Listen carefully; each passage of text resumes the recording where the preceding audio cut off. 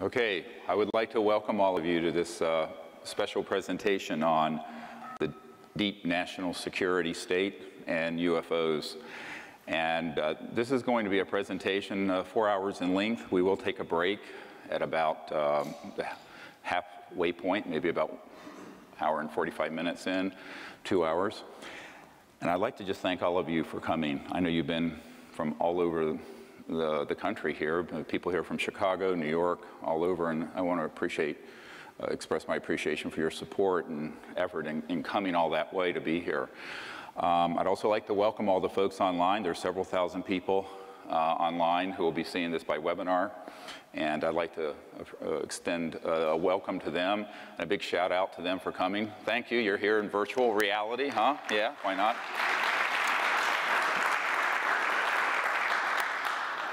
So I'm Dr. Stephen Greer, and the founder of the Disclosure Project and the Center for the Study of Extraterrestrial Intelligence and the Orion Project. Those are all now sort of amalgamated under SiriusDisclosure.com if you want to go and see what all the projects are doing at any time. And we're going to be doing this presentation, which is going to be part of a series. I really want to thank the people who've supported me all these years in getting this far. There's some folks who are volunteers out front who've been on many expeditions with me out under the stars, and people all over the world. My mentors in the national security state who, without them, I would have never had a Sherpa to figure out how this whole system works. You're going to learn things today, that the President of the United States doesn't know. I will assure you of that. I'll give you my assurance that it's true. It is also true that without some very special person, and her name is Emily, my wife of 36 years, we wouldn't be here. So a big thank you to Emily. She set this up. And really and truly, if Emily had not supported me all these years, there aren't many Jewish doctors, daughters, wives, who will be happy with their husband leaving a career in emergency medicine to be doing this for virtually nothing for 25 years. And that's when we started this project 25 years ago. So she's an amazing person, and without her, we would have never, ever gotten this far. She's really been the indispensable person that nobody knows about, and I want to acknowledge her. So thank you, Emily. Love you. So the other thing I'd like to do is just some housekeeping things. Again, no cell phones, please. And if there are any children who are on the webinar, I know this sounds strange. We're going to go through some things that are disturbing, and I would say parental discretion is advised for that reason. I usually would not say that, but we are today, and I need to say it. And the first thing I want to go through is sort of an architecture of what the deep national security state is. Because this is something that when I started out in 1990, I didn't think could possibly be true. And in fact, when I was meeting with the French government officials a few years ago here in Washington and then out at our farm in Virginia, I got a phone call from an Air Force intelligence guy and a liaison to the French president at that time, Nicolas Sarkozy, who said, "This is fantastic and terrible." And he didn't know if he quite believed it. And I said, well, come to Washington and I'll let you meet with some folks who are in the deep national security state who will confirm everything I'm about to tell you. So they came to Washington and we had a meeting, and I began to explain to them that there are two governments. There's the government of we the people that Thomas Jefferson spoke of, that we have elected, and those who have been appointed. And since World War II, there has evolved a monster, which you're going to hear about, which desperately needs to be put on a leash and eventually phased out. And that is the deep national security state of unacknowledged special access projects. Now, this is a term most people are not familiar with.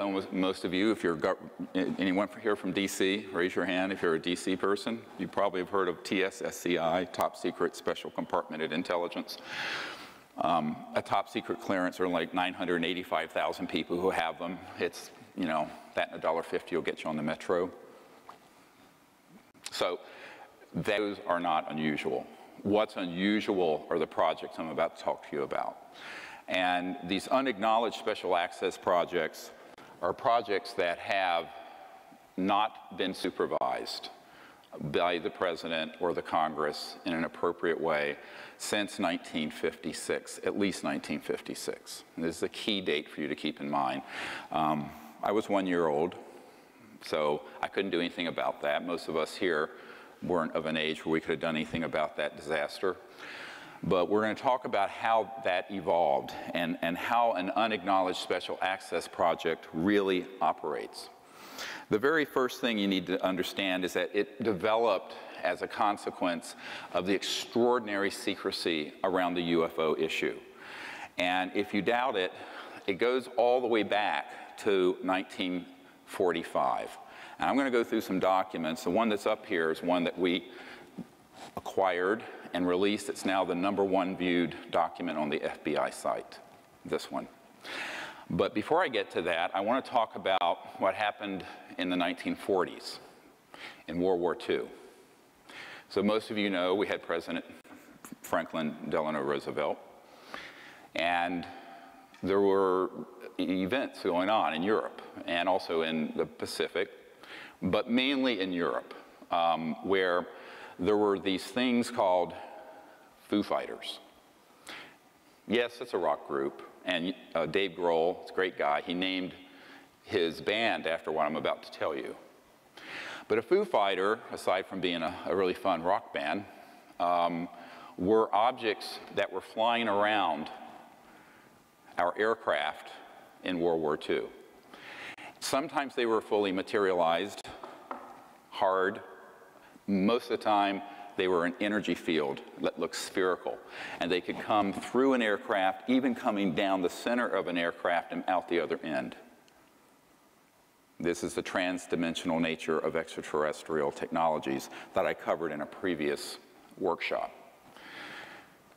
This became a huge concern for the Allies, and the Allies dispatched, or the President, I should say, on behalf of the Allies, dispatched a man named General Jimmy Doolittle. Now, how do I know this? Because his nephew is a dear friend of mine, Dr. John Altshuler. Dr. Altshuler is a hematologist, oncologist in Denver, very renowned, and he was asked, General Doolittle was asked to go over to the theater of operations in Europe to find out what the hell these things were. Now, the word Foo Fighters come from sort of French and German faux for fire, because they were these fiery, had a luminous corona around them. And, but they would disrupt electromagnetic signals. They would have effects on the gravity around an aircraft and other things such as guidance systems, compasses, and what have you. And so we thought, the Americans and British thought it was a secret Nazi weapon. And we found out through our spies that the Germans thought it was a secret Allied weapon.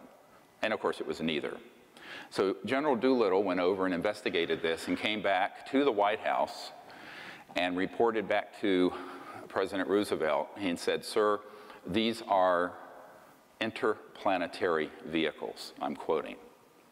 And so began the modern era of a serious concern from the national security level about UFOs. You can argue it went back to the airship scare of 1890s, late 1890s, where there were massive craft seen off the coast of California, but there wasn't that much official concern at that point. It was sort of an enigma. But in World War II, because of the type of weapons being developed, both by Hitler and by America, the interstellars, as I call them, became very concerned about what humans were doing on Earth and the risk of us destroying this planet, which I believe, carefully in analyzing the history of this, that they have an interest in its survival and humanity's survival. And so the president at that point did assemble a group of folks that included Oppenheimer, people who worked on the Manhattan Project, Dr. Vannevar Bush, no relationship to President Bush, and others to look into the issue. By the time we detonated the first atomic bomb, the facilities at White Sands missile range in New Mexico and Alamogordo, that area, were being overflown regularly by UFOs. And they were very concerned, obviously, that we were developing weapons that could terminate life on the planet. And they could see where this was headed. So this was not something that just happened out of the blue. There's a history here you must understand. In the early days, and I'm talking now from the early mid-1940s until 1956, there was a reasonable level of constitutional oversight by key members of Congress, senior people in the administrations, and the President of the United States. Everything changed in 1956. Now, when we had the only nuclear, and actually technically it's an atomic bomb squadron and not a thermonuclear one, that was developed later. Everybody know the difference between atomic and thermonuclear? Atomic bomb is fission, nuclear is fusion, hydrogen. Anyway, the atomic bomb that we dropped on Hiroshima and Nagasaki was developed, as you all know, in New Mexico, and it was tested at White Sands, and eventually in Roswell, New Mexico, that was the only bomber squadron that had atomic bombs in the world for a number of years before the Soviet Union developed them. And in 1947, there were 2 or 3, I have intelligence recently that indicates there were 3 so-called flying saucers, discs, flying by and doing surveillance of the 509th Bomber Squadron, which was the only atomic bomb squadron in the world. And they switched on, suddenly, an alleged radar system. Read this document carefully. Now, this, I know it's hard for you to see the original. It's dated 1950. It was to J. Edgar Hoover. J. Edgar Hoover building's right near here. And an Air Force source stated that there were 3 flying saucers recovered in New Mexico. They're described as circular in shape with raised centers, 50 feet in diameter. Each one was occupied by 3 bodies of human shape, but only 3 feet tall. They're actually about 39 inches tall. In metallic cloth, very fine texture, etc. And it says that the saucers were found in New Mexico due to the fact that the government has a very high-powered radar set up in that area, and it's believed the radar interferes with the controlling mechanism of the saucers. This is a little bit anthropocentric and childish, because if you can go interstellar, you can handle a radar system. What actually happened is that those radar domes had a scalar longitudinal electromagnetic weapon, which is another whole classification of electromagnetic warfare systems that we'll get into later. But suffice it to say, it was an early scalar Star Wars hit. And when they switched that on, at least 2 of these disks collided. One went down northwest of Roswell. The other one continued and was more intact and was impacted near Socorro, New Mexico. And that's where they actually retrieved the bodies. The ones that was just north of Roswell was obliterated into little teeny pieces, tiny little pieces. Where they did retrieve, and we have Disclosure Project witnesses who have testified to this, who have personally seen what looks like almost hieroglyphic writing on some of the little parts that were retrieved. And I've seen these, and it's very interesting because it's reminiscent of the ancient Egyptian hieroglyphics, but not quite the same. Makes you wonder where the pyramids came from. So that event was an early hit. Now, there are some reports of others, but that's the most documented one. This document from the FBI is significant because obviously 3 years later, you had one branch of the government trying to find out what the other top secret branch of the government was doing. You can tell by the tone of it. I made inquiries through here and there. So it's a bunch of skullduggery that happens between agencies and competition. And there's always been competition between FBI, CIA, Air Force intelligence, et cetera, and so on. And this happens not just with the United States, it also happens between allies and alliances. For example, the next document, if you can pull this up, this is one of the most important documents. And by the way, after I briefed the CIA director about all this stuff, the sitting CIA director for President Clinton, which we'll get into in a moment, I got a cache of several thousand of these documents, about 5,000 of them. And they're in my vault. I don't know what to do with them. If we presented what was in them, it would take us from now until 2017. But let me just say that this document was accidentally released by the Canadian government, and if you look at the date on it, 1950, November 21st. How ironic. This is the 65th anniversary of the writing of this document by Wilbur Smith, who had a top secret clearance, and he was tasked by the Canadian government to find out what the Americans were doing. And if you look at page 2, if you go down to page 2 of this, you're going to see just a brief summary, which I think is, there's a whole lot of detail in the document. This is on our website now, you can look it up. Many of you may have seen this one already, but the reason I want to present it is the importance of the document. And it says, the matter is the most highly classified subject in the United States government, rating higher than the H-bomb. Think about that. The H-bomb wasn't detonated until 1952. It was the ultimate doomsday weapon. This project, dealing with UFOs and interstellar technologies, was more highly classified than the H-bomb. Period. B, flying saucers exist. Period.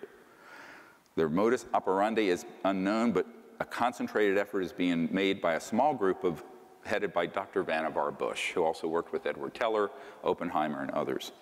And 4, the entire matter is considered by the United States authorities to be of tremendous significance.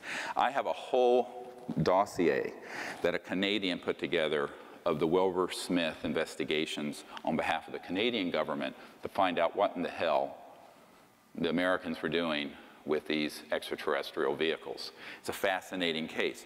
Now, the reason this is so important is that it acknowledges several things: that they exist, that it's the most secret issue in the US government, exceeding the secrecy of the H-bomb, and that a group had been put together to study how they operate.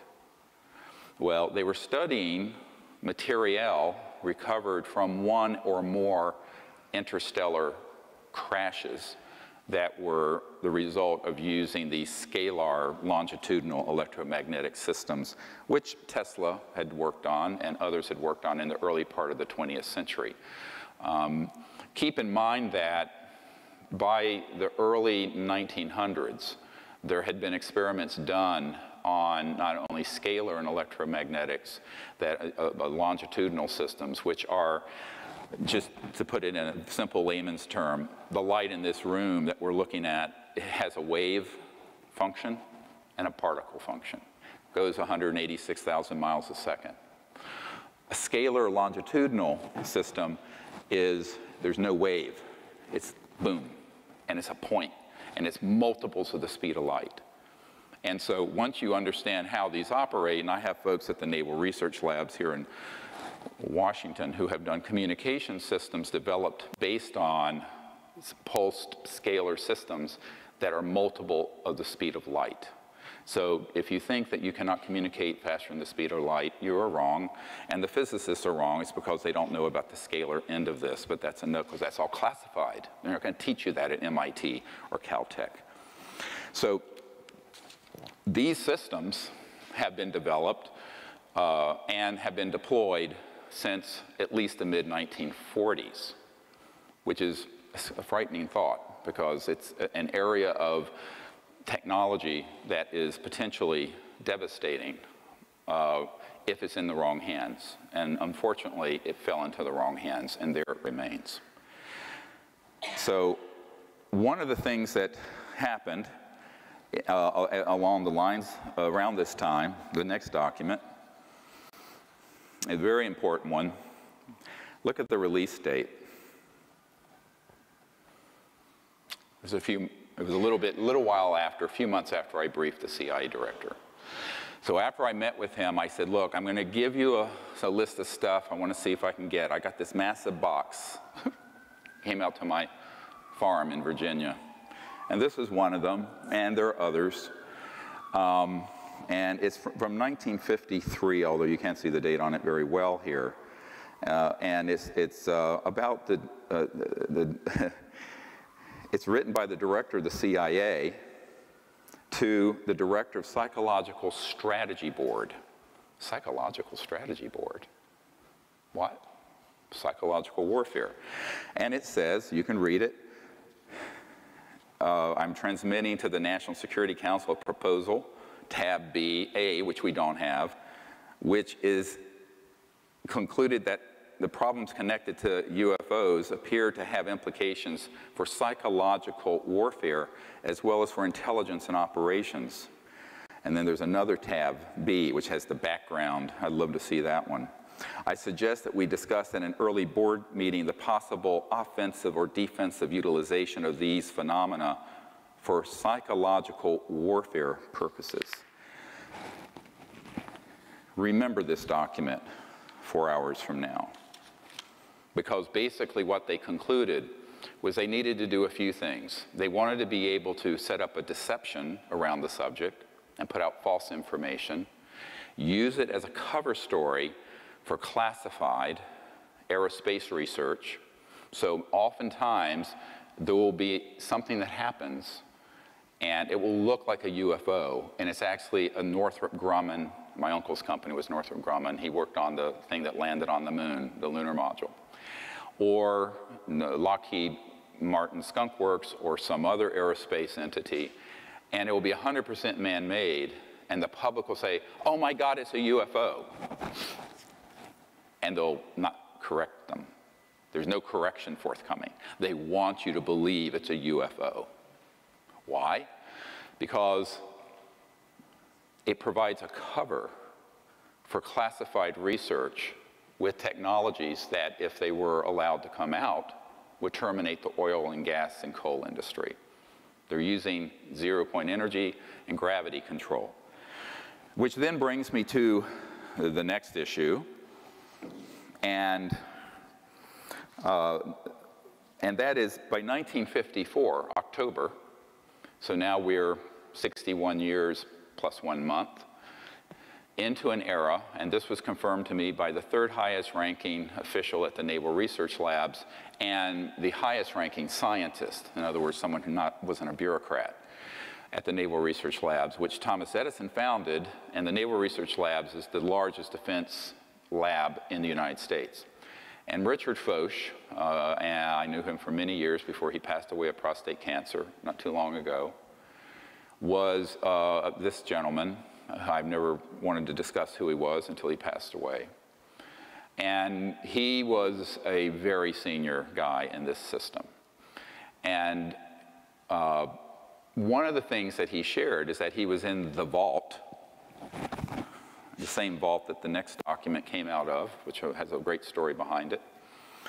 And he was going through some documentation and found that it wasn't in the 50s that we really started, I mean the 60s or 70s, but it was in the 50s that we actually mastered gravity control. Now what does that mean? Gravity control is the ability to put an electromagnetic field at certain voltages and with certain angular momentum. I don't want to get into a lot of, put you to sleep, I got into the physics of it too far. So that this object becomes massless, weightless, no mass, M-A-S-S. So the mass component, and this has to do with angular momentum and things of this sort, of the subatomic particles, can make this object so light that it has no mass, which means if you look at your physics equations, velocity is inversely proportional to mass. Go look it up. So if mass becomes 0, velocity can go to infinity in a given amount of energy, which means you can move into another dimension. It doesn't go to infinity, you go trans-dimensional. We'll talk about this some more later. And this began to be experimented with in the 1920s. A guy named T. Townsend Brown developed a system using crystalline structures and very high voltages going into an object so that an object would begin to levitate. Marcel Vogel, one of the chief engineer scientists for IBM in North Carolina on the Reynolds estate, did the same thing in the 60s and 70s. One of the members of my team and one of our disclosure project witnesses worked with Marcel Vogel, doing this with crystalline structures. And it can be crystals, but it can also be nanocrystalline materials such as metallic. So, as you know, most metals and rocks are crystal. Actually, water is crystalline. We're crystalline.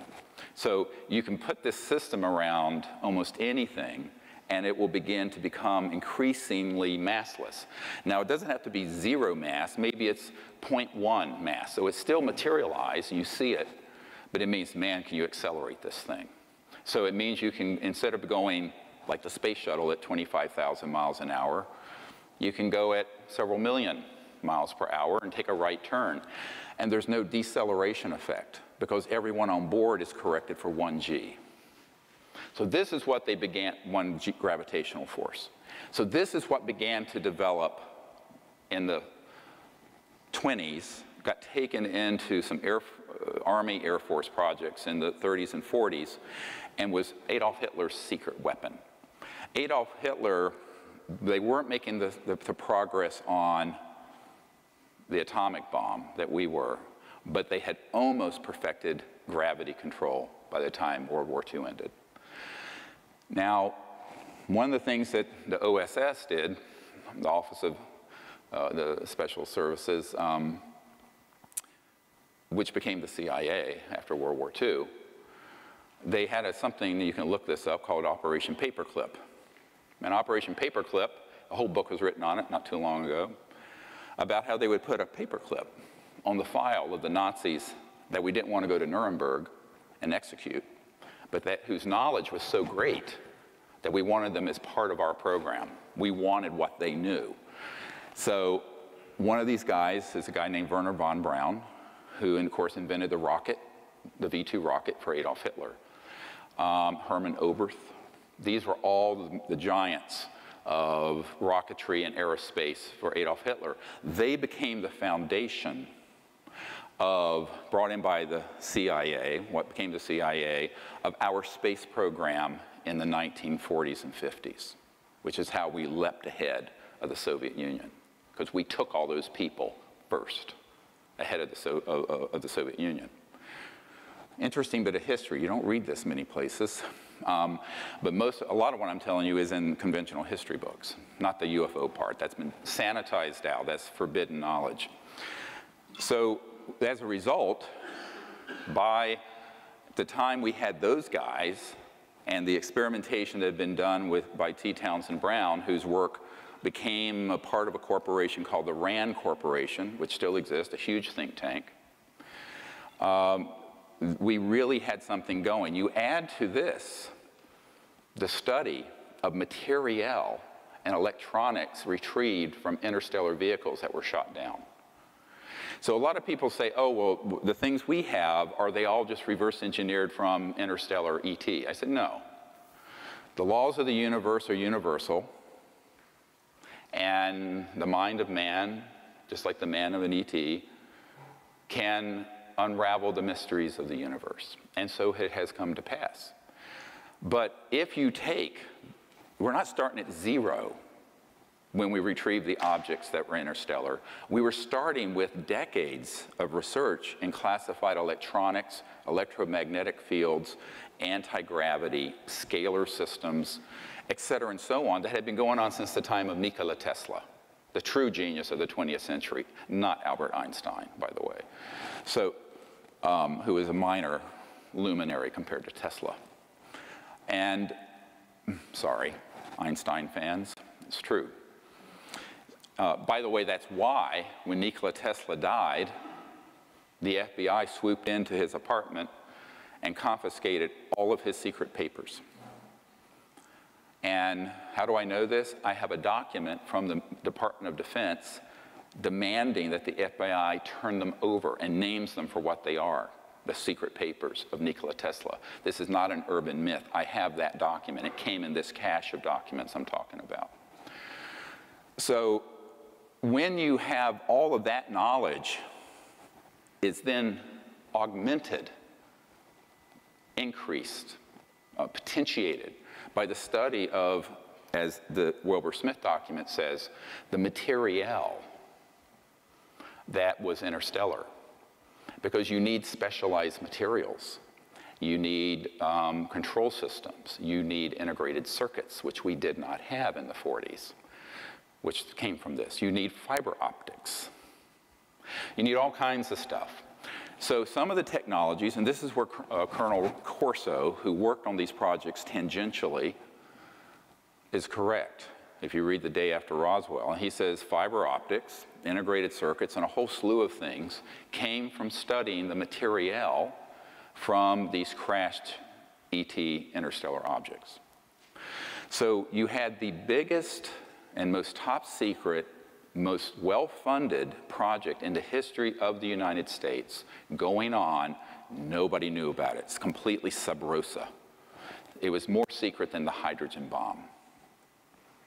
And so between 1945 and 1954, the brain power of those Nazi aerospace folks like Wernher von Braun and Hermann Oberth, the work of T. Townsend Brown and others, Edward Teller, some of the brightest and most ingenious people in the world, bent their attention primarily not to the hydrogen bomb, but to gravity control and how are these interstellar visitors getting here? Because that would then be the ultimate edge, wouldn't it, in the technological arms race. You talk about a delivery system. You don't need an intercontinental ballistic missile that goes a few thousand miles an hour if you can deliver something instantly from one continent to another, or worse, from one planet to another. You begin to see the implications of this for national security. Therefore, it was managed in an extraordinary fashion. And the secrecy around it was increasingly ruthless. So much so that by 1956, the President of the United States, a man named Dwight Eisenhower, most of us drive on Eisenhower-era highways using 1880s Mercedes-type internal combustion engine cars that are run by fossil fuels, all of which have been obsolete since the 1940s or sooner.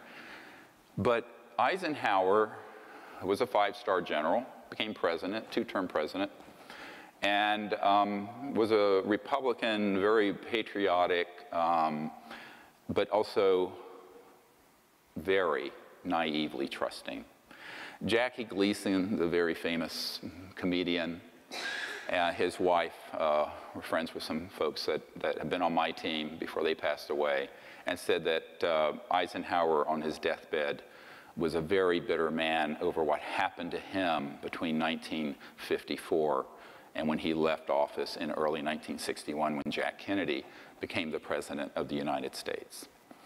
And in 1956, a man named Nelson Rockefeller, who later, of course, became vice president, and prior to that was an operative in the military-industrial complex and the emerging deep national security state.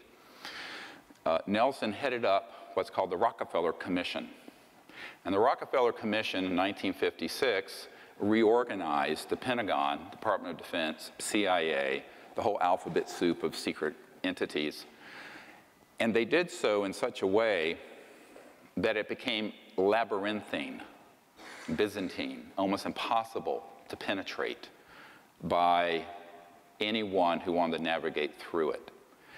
In the early days, there was still some presidential knowledge. We have one of our witnesses, Mr. Lovkin, who is an attorney, who was a young man, White House Signal Corps here at the White House down the street from where we're speaking today. You can look at his testimony on our website, SiriusDisclosure.com, and he said, yes, he would be at meetings, and Eisenhower would be making doodles, pictures of UFOs and ET craft. In fact, I have one sitting in my condo here in DC that someone lifted from the archives. I won't say where and how. And he said basically Eisenhower voiced to him great frustration over the fact that there were all these projects going on and he had lost control of the oversight of them. So what happened with the Rockefeller Commission in 1956 is that they made it virtually impossible for any ordinary congressman or president, because they come every 4 to 8 years, don't they?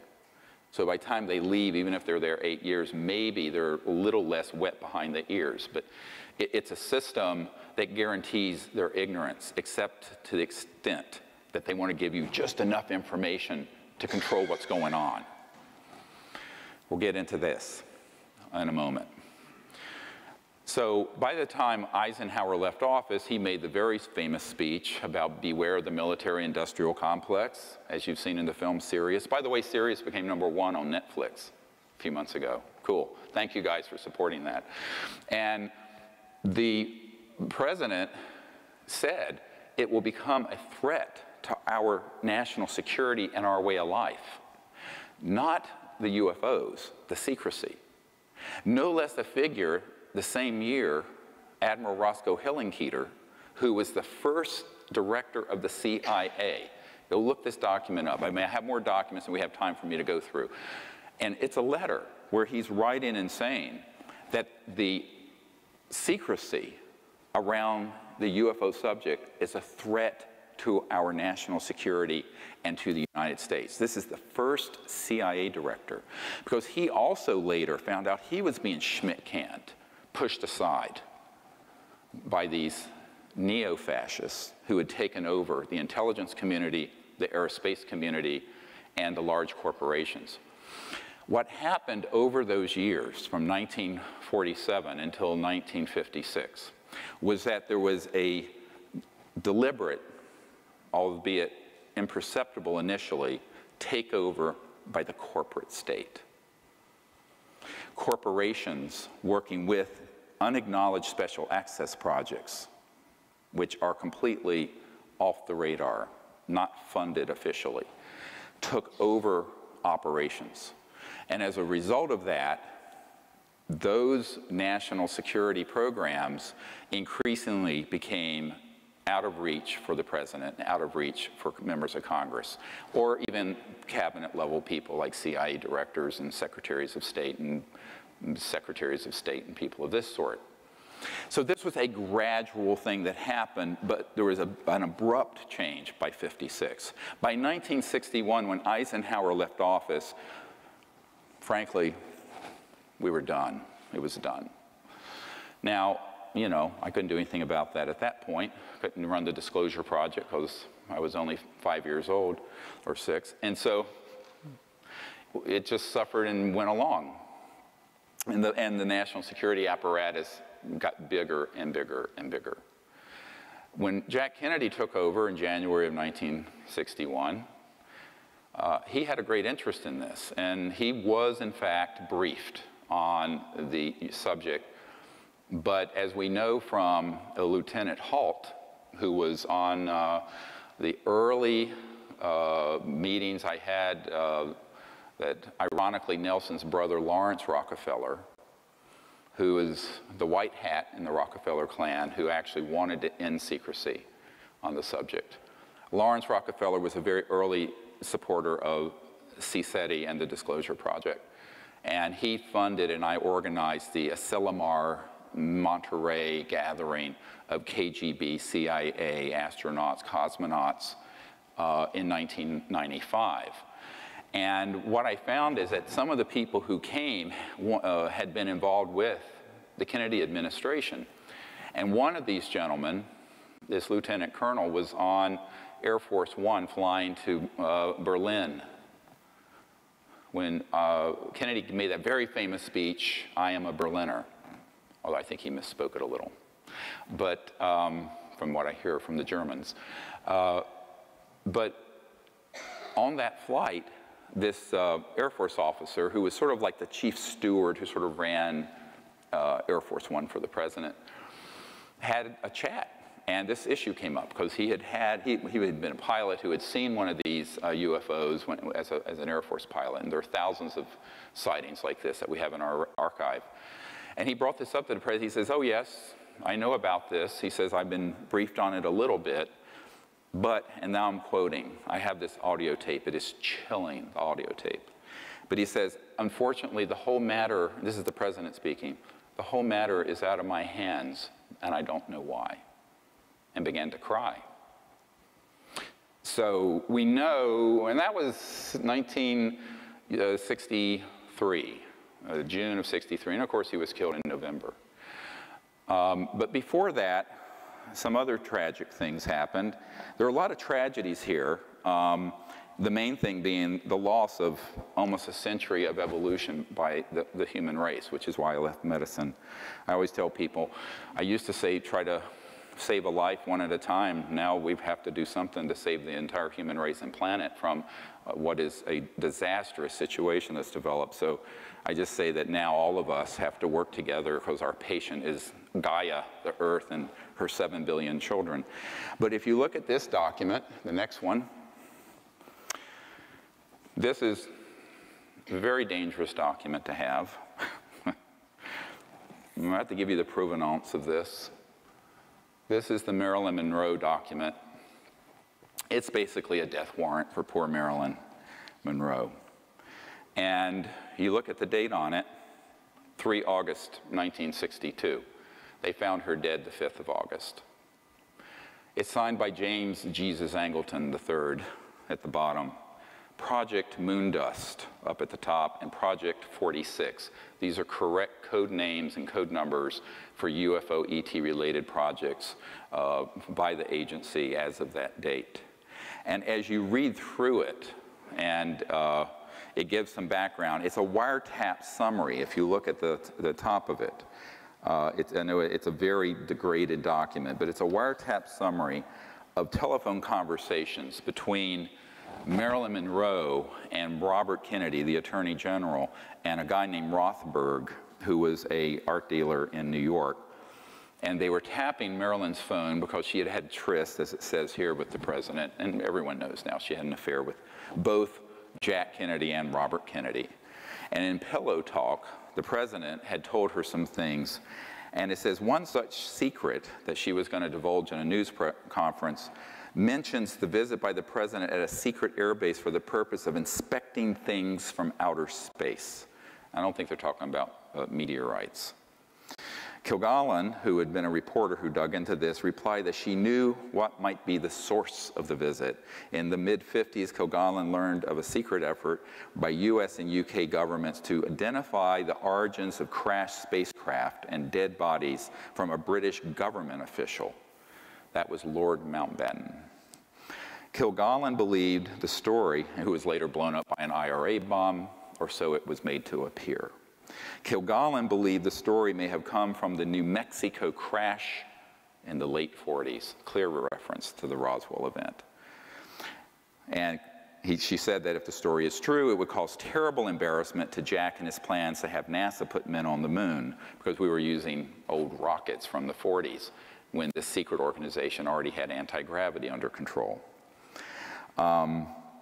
The subject repeatedly called the Attorney General and complained about the way she was being ignored by the president. The subject threatened to hold a press conference and would tell all, underline in the original document. That's not my underlining.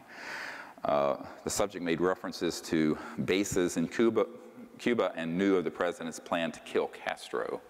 And number 5, the subject made references to her diary of secrets and what the newspapers would do with such disclosures. 2 days later, she's found dead.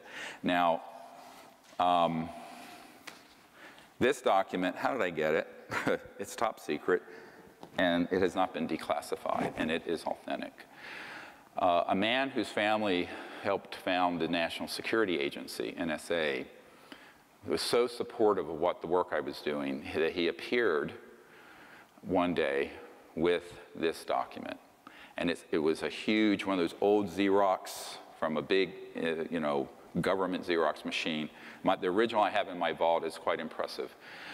And he says, you need to know the kinds of things. I think he was not trying to scare me off, but he was wanting me to know the kinds of things that have been done to people who tell these kind of secrets. And so he gave me this document, and as soon as I saw it, I suspected it was legitimate. Later, I had it inspected by a man who I don't wish to name, but he was the officer who was General Odom, O-D-O-M, who was head of the NSA for years. He was General Odom's right-hand guy, literally carried his briefcase.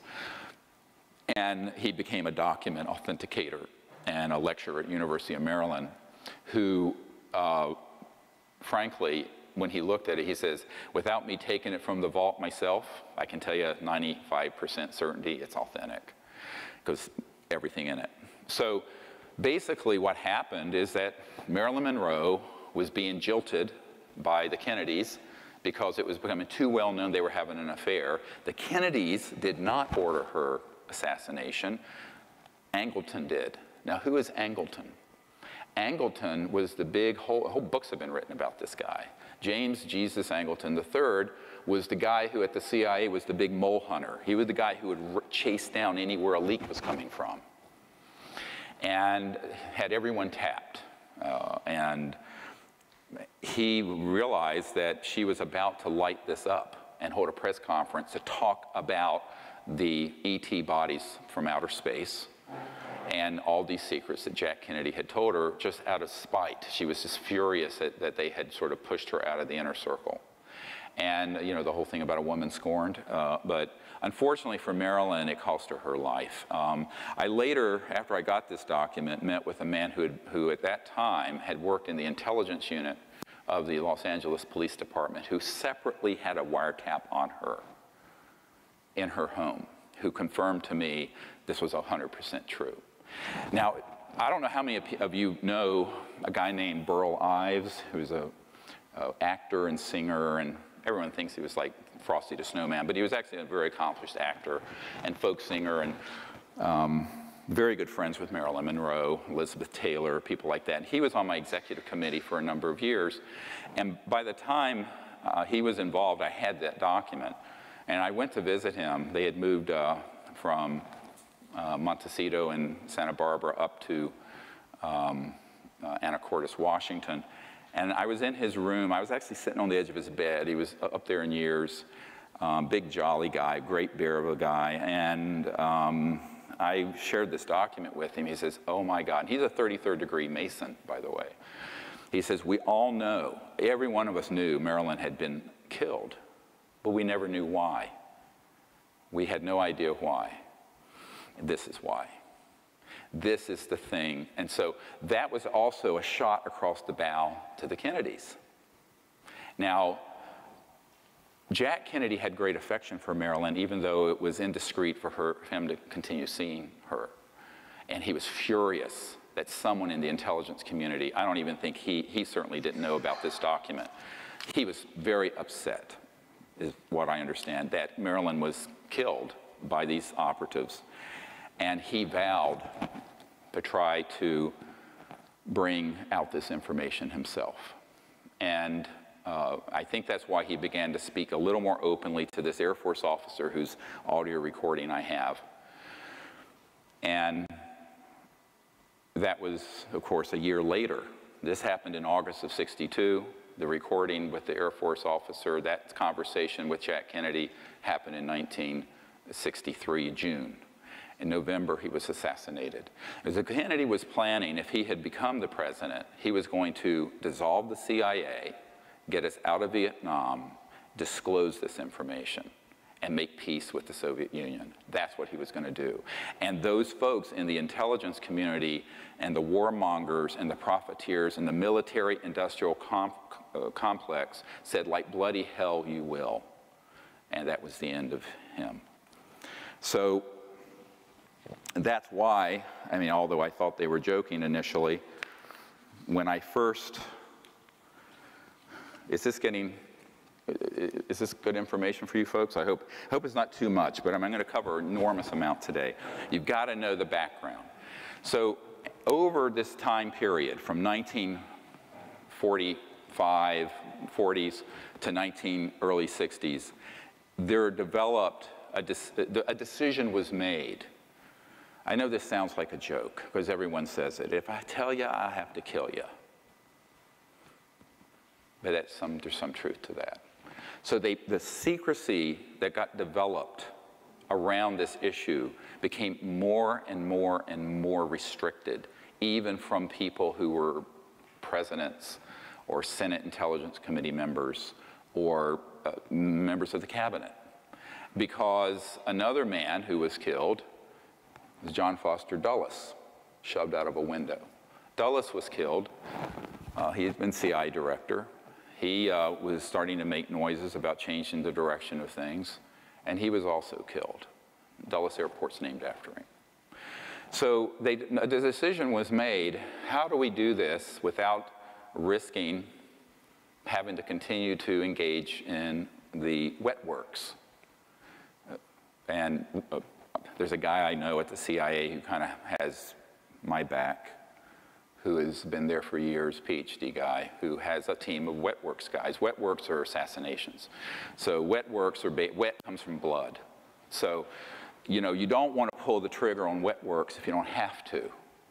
So they've decided here in the 50s and 60s to create so much secrecy and have it so compartmentalized and tightly held that they didn't want to risk doing that anymore, because it was really disruptive to the nation. And that is really the genesis of unacknowledged special access projects. Now, a special access project just means you have to have you know, the clearance to get to it and be read into it, as they say in military speak. But an unacknowledged project, I just want to go through a minute how that works. Let's say that this gentleman is a 4-star general, and I'm a colonel. I made you a 4-star general. But I'm in an unacknowledged special access project dealing with this or some other subject. It can be other things as well. If I am in an unacknowledged project, I am told, and I have one of my most senior military advisors has been in multiple of these. He was in one project that was $2 to $3 billion. He knew it was more than 2 and almost 3 billion in a project that was off the books, no accounting, president didn't know, Congress didn't know, tightly held. A military guy working with some corporate folks. And he told me, he says, here's how it works. He says, they take you to a SCIF, a Secure Communication Intelligence Facility, SCIF, take all the equipment off of you, any guns off, cell phones, watches, nothing. Anything metallic. You go into this underground facility, and there's a meeting. And he said, hey, you have a come into Jesus talk. And what happens is that you are told that only the people in that room are read into and cleared to this unacknowledged special access project. And if you speak of it outside of that circle of people, there's one person there with a gun and a bullet. He takes the bullet out and he says, it has your name on it if you speak to anyone, and I mean anyone, your wife, the president, your commander, about what we're doing. And that is how it works. This is not a conspiracy theory. I've been in these SCIFs. I've been in a couple places, and I can tell you that is exactly how it operates. So one of the things I wanted to make really clear about what I'm presenting today, I'm not talking about anything that I don't have firsthand direct knowledge of. Everything I'm telling you, every bit of it. But I don't care about conspiracy theories. They're mostly 99% wrong. And I really don't care about the internet chatter. You know, this is 25 years of the most incredible investigative research. And, you know, I put over $10 million of my earnings and life into doing to get this far. And I can tell you, if you're in an unacknowledged project, and I was offered this position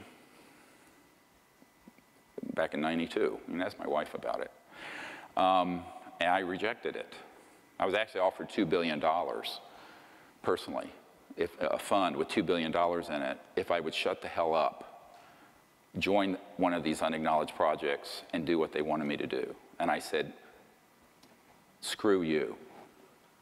I'm not doing it. But that's what was offered. And that's when $1 billion was a lot of money back then. Now, you know, they're minting a billionaire every week in Silicon Valley. But, you know, in 1992, $2 billion was a lot of money. So what ended up happening in this scenario is that if my 4-star commanding general calls me in because he's heard rumblings about something that people are working on he didn't know about, under threat of death, TWEEP, terminate with extreme prejudice, which is death, TWEP, I am to turn to him, even though he's my 4-star commanding, I'm only a colonel, and I'm to say, sir, no such project exists. That's how it works. It's illegal, it's unconstitutional, it's criminal, it's dangerous. Because once you have a breakdown in the rule of law, we're back in the jungle. We're back into Al-Qaeda territory. We're back into the Wild West where there's a lawlessness. And that's what happened. And because of that, no president since Eisenhower has had anything near the level of information on this that would be required for the chief executive. Most CIA directors haven't. There are a few who have and a few who haven't. And I'll tell you a little bit about why that's the case in a moment. Who's been in and who's out? Dick Helms was in, Woolsey was out. It's a long story, but I mean, I'll try to cover it. I mean, you guys are going to get more information. It's going to be TMI, too much information by the end of this. But this is why I'm doing this today, is that I want to leave a record of everything I've learned that's critical for the public in case, you know, I'm 60 now, so who knows what will happen to me. So it's important to leave this. But if you're the president, don't assume that you have an all-access pass. The presidential daily briefing doesn't have anything really that critical in it, and almost never this subject. By the time you had Johnson come around, and then you had Nixon, and Nixon, by the way, was vice president for Eisenhower. Nixon actually was pulled in as head of the Space Committee. The vice president sits as chair of the Space Committee, into Majestic. This group, MAJIC, M-A-J-I-C, is actually what it's called. It's the Majority Intelligence Committee, M-A-J-I-C, it's the proper term. And MAJIC tapped Nixon, and he thought as president, he would be the guy that would disclose this, because he thought it was time, and he finally became president after Jack Kennedy, he felt, swindled him out of the presidency in 1960. And then, of course, Lyndon Johnson inherited the presidency in a sense after the assassination, had one term, part of another, the rest of Jack Kennedy's term. But Nixon thought, well, okay, I'm going to do this. And so a little thing called Watergate happened. Everybody remember Watergate? Those of you too young to remember, it was the break-in over here at this office in a luxury apartment on the Potomac. And it was a bag job. Bag men went in and broke into the Democratic National Committee offices to get lists and information, and Nixon ended up covering it up. I mean, it's kind of standard operating procedure. You know, it's like it wasn't really that big of a deal in the sense that it happens all the day, you just don't know it. But there was a guy named Woodard who was ONI, Office of Naval, you know, Bernstein, Woodard and Bernstein, look it up. And Office of Naval Intelligence is where he came from. And suddenly this young reporter has this deep throat. Well, he had an ONI guy give him the information, Office of Naval Intelligence, because Nixon was planning to blow the lid off the secrecy. And the way they took him down was by impeachment rather than by a bullet. That's actually why Nixon was impeached. Now, he did do the Watergate, and he was a crook. But, I mean, I would say most politicians have engaged in such things. I know I'm a bit cynical about it, but, you know, it's not that unusual for dirty tricks and oppo research to be done against someone else, and you have someone go and steal something or rifle through trash to get dirt on someone, and that's what they were doing. And in this case, it was a break-in, so technically it was illegal, and then he covered it up and he got impeached. But the real reason why that became such a big scandal and the shit hit the fan was that this ONI guy, Woodard, had a source that he worked who had the actionable intelligence on what really happened, and there goes the president. And of course, you know, we had Ford, who was a part-term, time guy, and he had a CIA director, Bill Colby, who was a member of MAGIC. Bill Colby, I'm giving you like a 50-year history real quick. Is this good? You know, you need this, huh? Colby, and by the way, Nixon had a guy named Dick Helms, who did not want me to talk about this at all, and said as much to someone who is part of a group, and that woman is in this room today. But what ended up happening with Colby is that as he got older, he was very, very upset.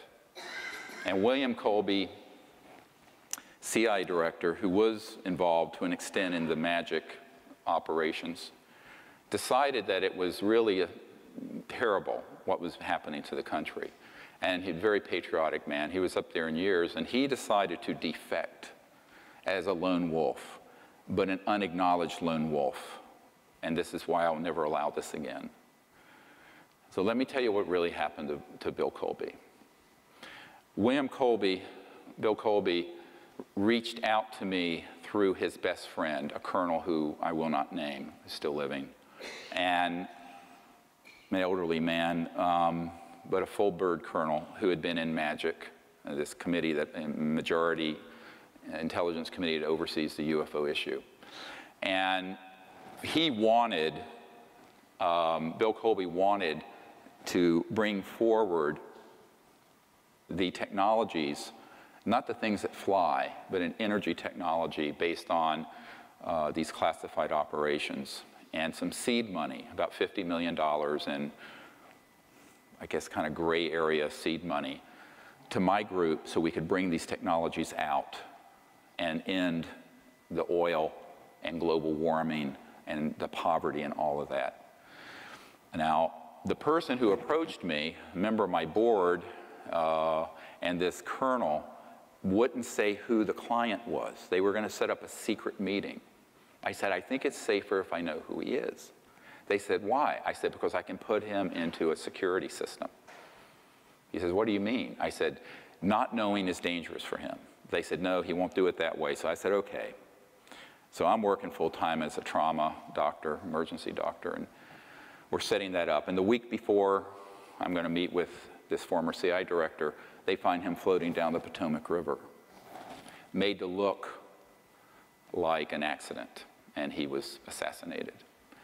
And it was tragic. And I said, I will never do this again. I felt terribly guilty. And his best friend came to my best friend's funeral, Sherry Adamak, who had been helping me for years and who was one of 3 of us who mysteriously got metastatic cancer the same month. Simeon, I think you knew Sherry, and this colonel came to her wake, and he just looked at me. He says, we can't look back. We have to keep putting one foot in front of the other, even though we both have had horrible losses. Yeah. So we did. We kept going. And, you know, when Bill Colby was killed, I thought at that point, well, his game is over. You know, from '94 until now, I was about to give up on everything. But anyway, very, very difficult emotionally and very difficult physically to carry this for, 25 years. But, I figured this is the pearl of great price. You don't throw this one back in to the water. I mean, this is huge. So we decided we would just continue marshaling our energies and go forward. But we knew that we couldn't do anything like that again. It had to be open. I mean, I had to know, and to the extent things could, none of this skullduggery, because the secrecy is their domain. If you go to the National Reconnaissance office, the super secret spy agency that runs all the satellites. Above their entrance, it says, "We own the night." You can Google it. And I always say, we need to own the light. We need to own the light of disclosure and the truth and bring this out. So I try to do things to the extent I can, as fully as possible out in the open, while maintaining the confidences of those who are still living who ask me to do so. And that's why I'm giving you this much information today. The other thing to remember about how Colby's demise evolved was that he was going to make a run at one of the big central reasons for the secrecy, which I'll get into in a moment. And that's the technology. This is a big science and technology story. Because imagine bringing out a technology that would sit on this podium, that would run your house, pulling energy from what's been called the zero-point energy field, that never has to be rebooted for fuel. It's pulling it out of the fabric of space-time. And it's estimated that every cubic centimeter of space in this room has enough energy to run the United States for a year, if you can tap it. And it has been tapped. So at the root of interstellar transport, aside from the transdimensional and anti-gravity, is the energy source. And the energy source is this amazing electromagnetic flux field. In fact, the early man-made UFOs were called flux liners because it's pulling energy out of this infinite ocean, this infinite sea, as Tesla called it. Professor Dirac called it the Dirac Sea, but it was this infinite field of energy that is at the root of space-time, embedded within space-time. And so bringing out something like that would, of course, immediately make oil, gas, coal, ExxonMobil, cars, internal combustion engines, jet engines, rockets, diesel, ocean liner engine, everything you can think of that we use would be obsolete and would be retired very quickly. Now, what I just named is several $100 trillion in mineral assets and infrastructure, because we also wouldn't need a public utility. Every car and home would be self-sufficient unto itself. I mean, it is a whole new world. Now, we could have had that world before I was born, and we don't have it yet. And as a result, we've decamped in the Middle East with our hegemony, and now we're facing World War III. So there are consequences to this kind of secrecy, unintended, and some are intended. But the unintended consequences are really about blowing back on us hard right now, both physically, geophysically, environmentally, geopolitically, and militarily. It's a very dangerous thing to thwart the development of normal technologies to be used for peaceful purposes. Now, that's the big caveat. Use them for peaceful purposes. Now, eventually, one of the things that happened along the lines of this was, how do we keep all this secret? Well, wet works kill people. Compartmentalization, unacknowledged special access projects. Nobody outside the project knows. A big one is ridicule. I have a document from 1950s where they talk about engaging Disney Studios, which had done a lot of the OSS propaganda films in World War II. And Walt Disney was an asset of the CIA. And believe it or not, I mean, everyone thinks of cartoons, but so they engaged Disney Studios to make Flying Saucer and Little Green Men films, ha ha ha. And it ridiculed the subject so that respectable people would say, well, you're a kook if you're dealing with UFOs and the ET issue. And that was done deliberately, and this was part of what I referred to in that earlier document, the psychological warfare value of the subject. How do you create the psychological nexus so that the subject becomes subject non grata? Like a persona non grata. It's a subject non grata. It's unwelcome. It has ridicule associated with it. And an Air Force major told me, who's one of our Disclosure Project witnesses, who was present when we shot and killed an ET on the tarmac at McGuire Field there in New Jersey. His testimony is quite riveting, if you've read the materials. And he was saying, look, really the way this has been kept secret more than anything is just sheer ridicule. Nobody wants to be laughed at. Everyone's concerned what their friends might think. because, you know, where's the tinfoil hat you're supposed to be wearing? So this ridicule got ramped up in 1953 in the psychological warfare programs. So by the time, you know, we came on the stage, gee, we're 60-some, you know, 50, 60 years into a hole of ridicule and denial and countermeasures and everything else that, how do you fix this? You know, it's very difficult because most reporters and media people don't want to be ridiculed. Nor do scientific and people and professors and government folks. I mean, there's so many people in the Congress I've met with, very interested, know this is real. I'll say, will you hold a hearing on this? They go, oh, no. It'd be the end of my career. I'd be the laughing stock. I'd be Senator Moonbeam or Congressman, you know, Tinfoil Hat or whatever.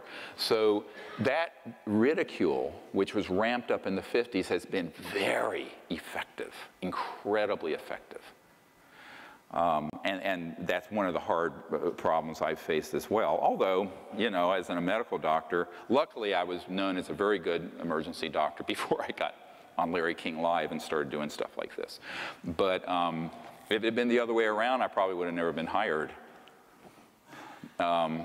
Really, yeah, so I was careful in my timing because I did have a family of 4 children to support.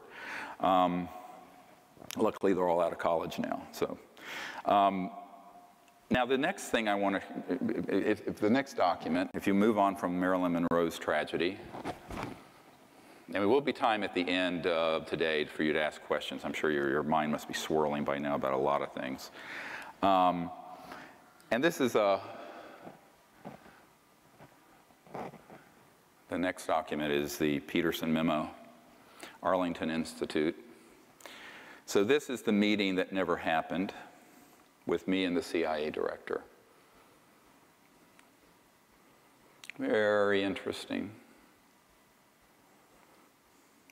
Look at the date.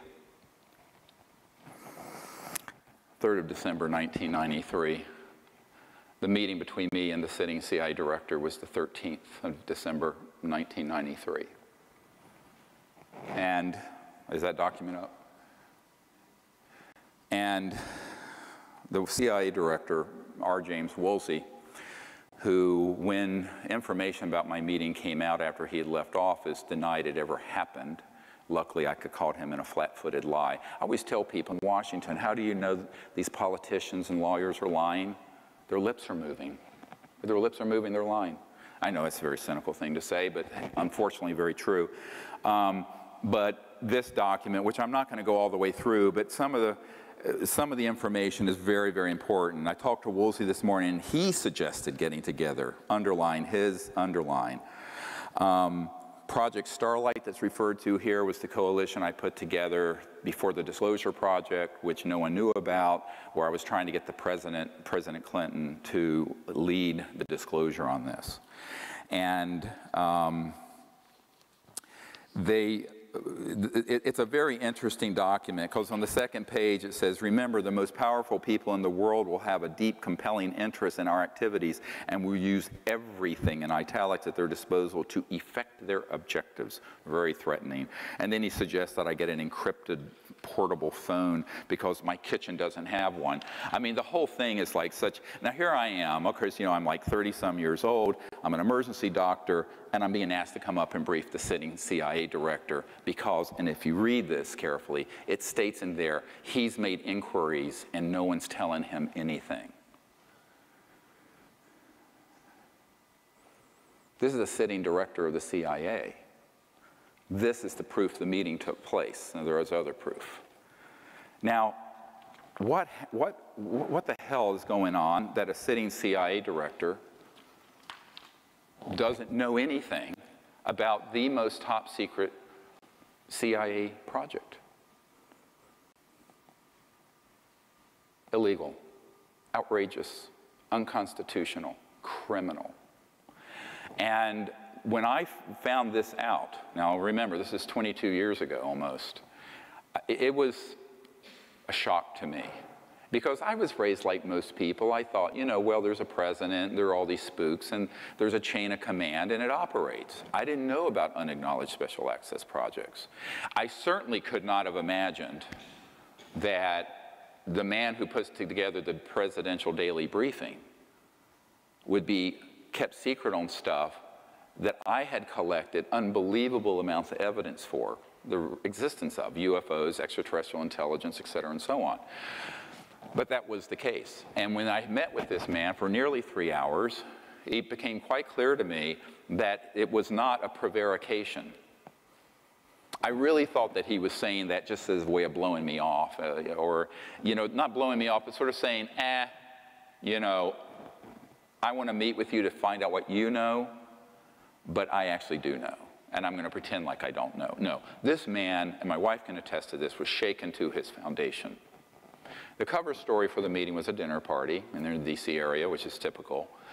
The wives were invited as cover. Terrible thing to say, but it's true. So my wife was there. I was there. The CI director and his wife, who is Chief Operating Officer of the National Academy of Sciences, was there, and my host, John Peterson, and his wife. Interestingly, she didn't know who was coming to dinner until that afternoon. He wouldn't tell her. And then she finds out like 2 hours before we appear, there's this UFO expert and the CIA director and his wife coming for dinner. Can you imagine being that wife? That was I'm sure that night was an interesting conversation after we all left. But that's how these things are done. The real tragedy of it, though, is that if you have a breakdown in government this severe, those of you who are students of governance, where you can have a CIA director or senior members of the military who are being left out of something very important and which hundreds of billions of dollars per year are going into, then you have no government. So the deep national security state from 1950s until today has devolved into this sub rosa, unacknowledged, not international, transnational entity with representation in the UK, Canada, Australia, Brazil, China, Russia, former Soviet Union, which on this issue work together like this. It is not responsive to the body politic. It is not responsive to the heads of government or even the heads of committees and cabinet level people. There are some cabinet level people, however, who have known. I mentioned a few. There was a CIA director known as George H.W. Bush, and the CIA headquarters is now named after him. He was a member and is a member of MAGIC. But then there are others like Woolsey who wouldn't be told anything. Some presidents have been given a little information, and some have been told nothing. Why? Well, here's how it works. It took me a long time to figure out something very simple. I call this a soul biopsy. Because doctors are talking about biopsies, but it's a psychological analysis. So let's say this gentleman is the incoming director of the CIA. The outgoing director of the CIA is me. As incoming director of the CIA, they've taken your life apart, and they know what your values are. If your values are that you would not go along with an illegal, criminal, unconstitutional effort and engage in assassinations that were illegal and other things, they will never tell you about this. And even if you're the president that's incoming, this is what happened to Jimmy Carter, and I know this for a fact. Jimmy Carter got elected, and the outgoing CI director was, guess who? George H.W. Bush. George H.W. Bush, when he was called in and they had the transition meeting for between November and January when they have the transition and they're standing up the new cabinet, was asked personally, face-to-face, by Jimmy Carter, and I met with someone who was there, about the UFO issue.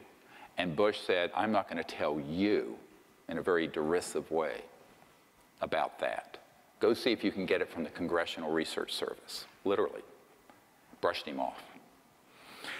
And Carter was stunned, because Carter had had a UFO sighting when he was governor of Georgia. I have his report form that he filed officially, signed Jimmy Carter.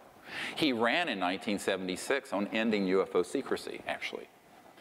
So he put together a White House study on UFOs, which we have Disclosure Project witnesses that attest thereto, and they were reaching out to Stanford Research International to do SRI, to do the study for them, because they couldn't get anything from outgoing CIA Director Bush.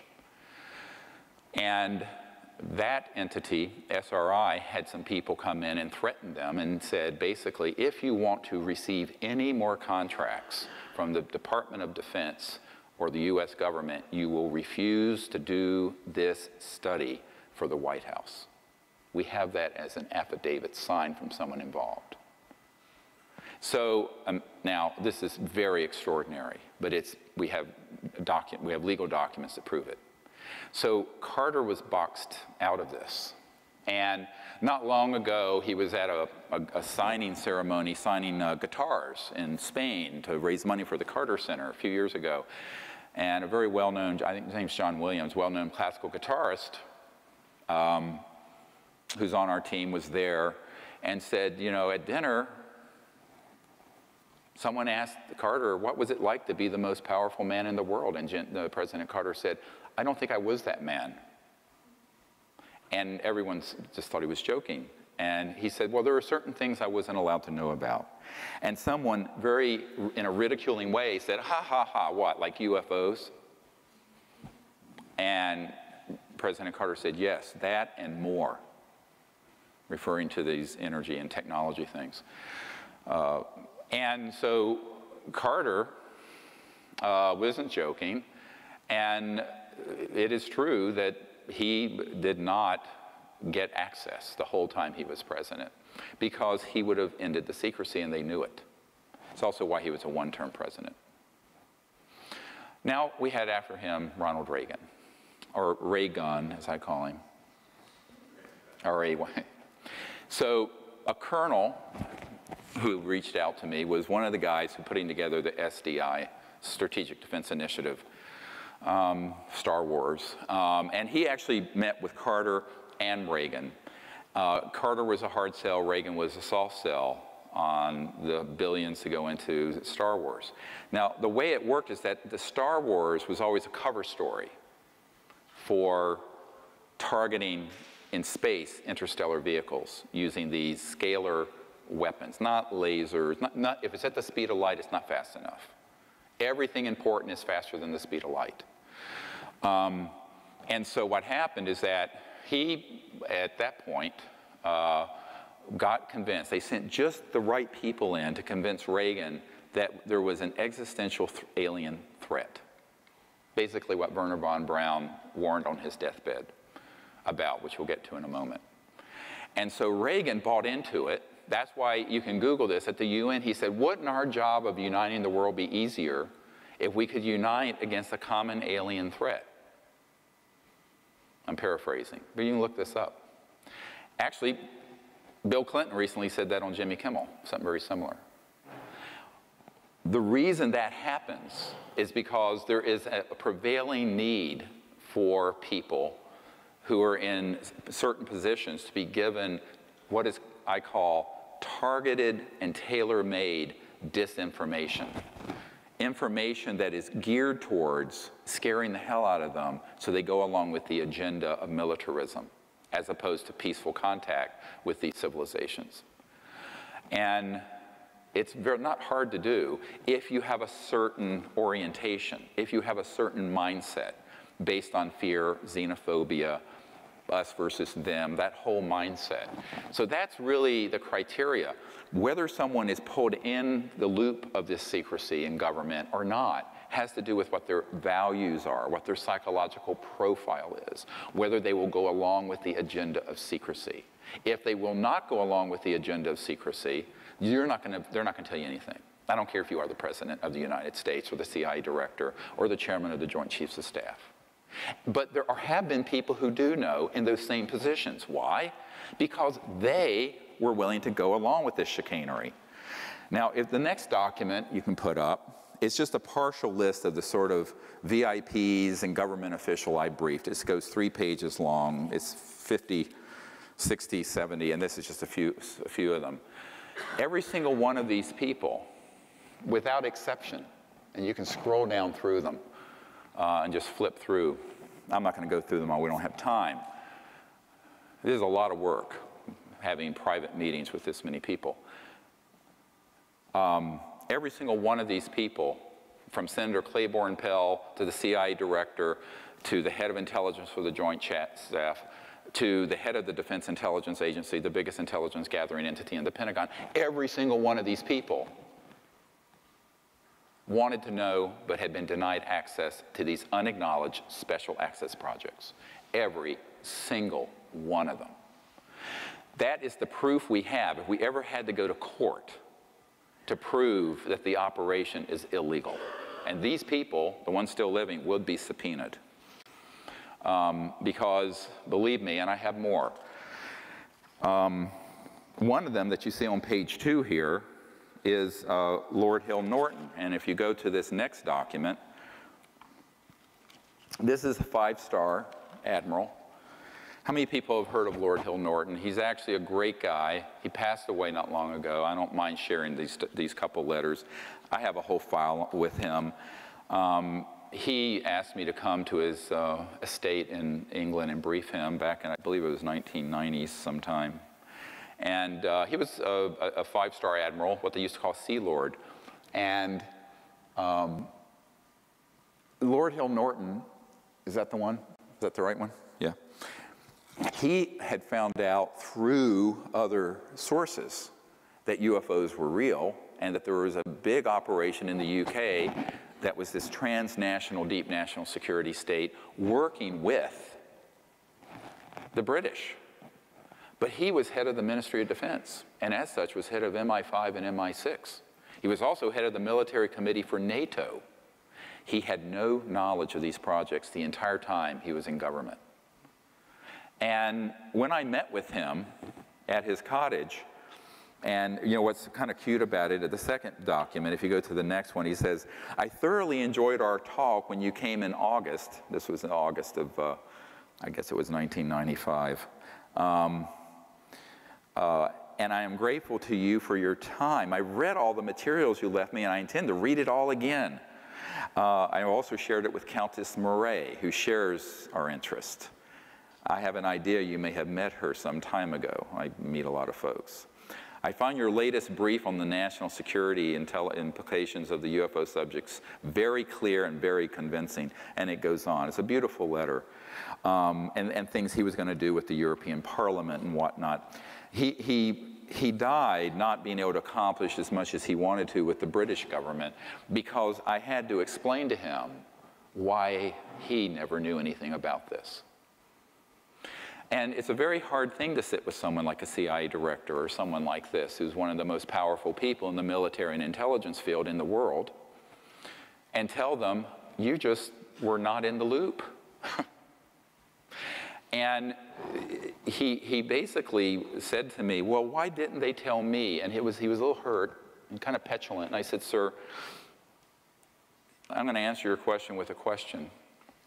What would you have done if you'd found out there was a transnational entity, unacknowledged, running unconstitutionally in your country and mine, engaging in assassinations, keeping from the planet technologies that would save the earth from environmental destruction and eliminate poverty within a generation? And that they are using these technologies to try to provoke, as agents provocateurs, an interstellar conflict and World War III, and that they were completely off the reservation without any controls from the chief executive or the legitimate governments of the world. And he hopped up and down. He's this little guy with piercing blue. He says, I wouldn't have stood for a bloody minute. I said, well, that's why they didn't tell you. He says, what do you mean? He thought I was being impertinent. I said, because they knew you wouldn't go along with that agenda. Therefore, you were out of the loop. That's how it works. It's that simple. So you basically accumulate people who are enormously evil and who want to see terrible damage done to the planet because at their core, they love war and they love conflict. They do not want peace to break out. As one of them said to me, heaven forbid we should have peace on this planet. Too many people would be out of business. Too many of us would be out of business. Very cynical, but true. The next document is from one of my advisors to Admiral Tom Wilson. And it's about setting up a briefing for him. And I only put this up here because some people have challenged me, did you really have meetings with folks like this? Yes, absolutely. And it was on my birthday in 1995, the first letter was written. I ended up meeting with him in 97 in April. But he helped us in a number of ways prior to that, as did this Admiral Kramer, who set up my meetings at Wright-Patterson Air Force Base, the facility to which the crashed ET remains went in 1940s in Dayton, Ohio. And this meeting was another one where I was able to provide to him some very important information prior to the meeting, including a 1991 document, which has not been declassified, and I'll go to that one next. It's the National Reconnaissance Office document. And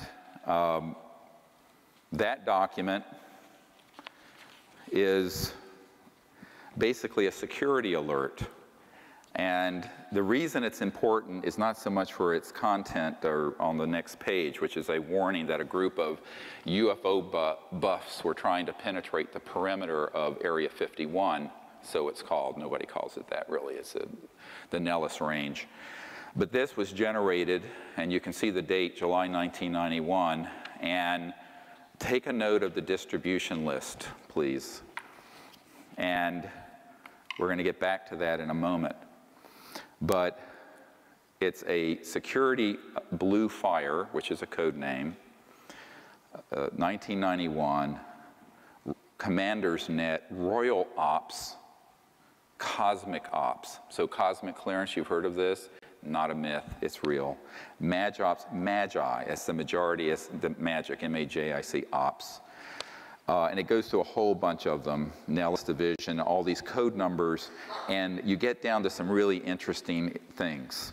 MOC is Military Operating Center, and MOA is a Military Operating Area, and SOG is a Special Operations Team. But you get into Red Flag, Dart East, Dart South, Pahut Mesa, Sally Corridor, Groom Lake, Dreamland, Blackjack Team. Blackjack Control is at the Edwards Complex in California. Roulette Team, Acrotech, Sea Spray, and others. Now, it's not clear to me who gave me this why they blacked out a couple of things. Maybe it was things that they were involved with personally and they didn't want to get fingered.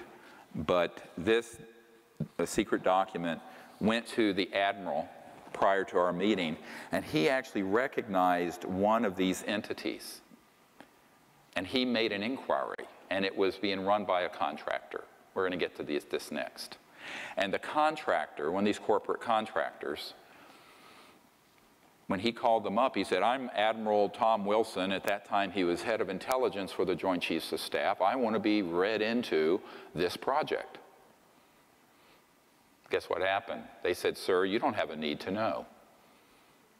Now, this is the guy who puts together the intelligence briefings for the Joint Chiefs of Staff of the United States. He was told, you don't have a need to know. And Admiral Wilson said, God damn it, if I don't have a need to know, who does? They said, "Sir, we cannot discuss this with you further." They hung up and blocked his line.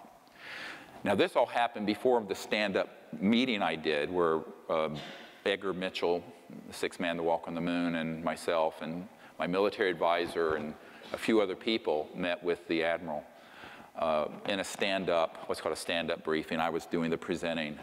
That was supposed to be 45 minutes. It went for 2 or 3 hours. He kept canceling appointments downstream. This was at the Pentagon.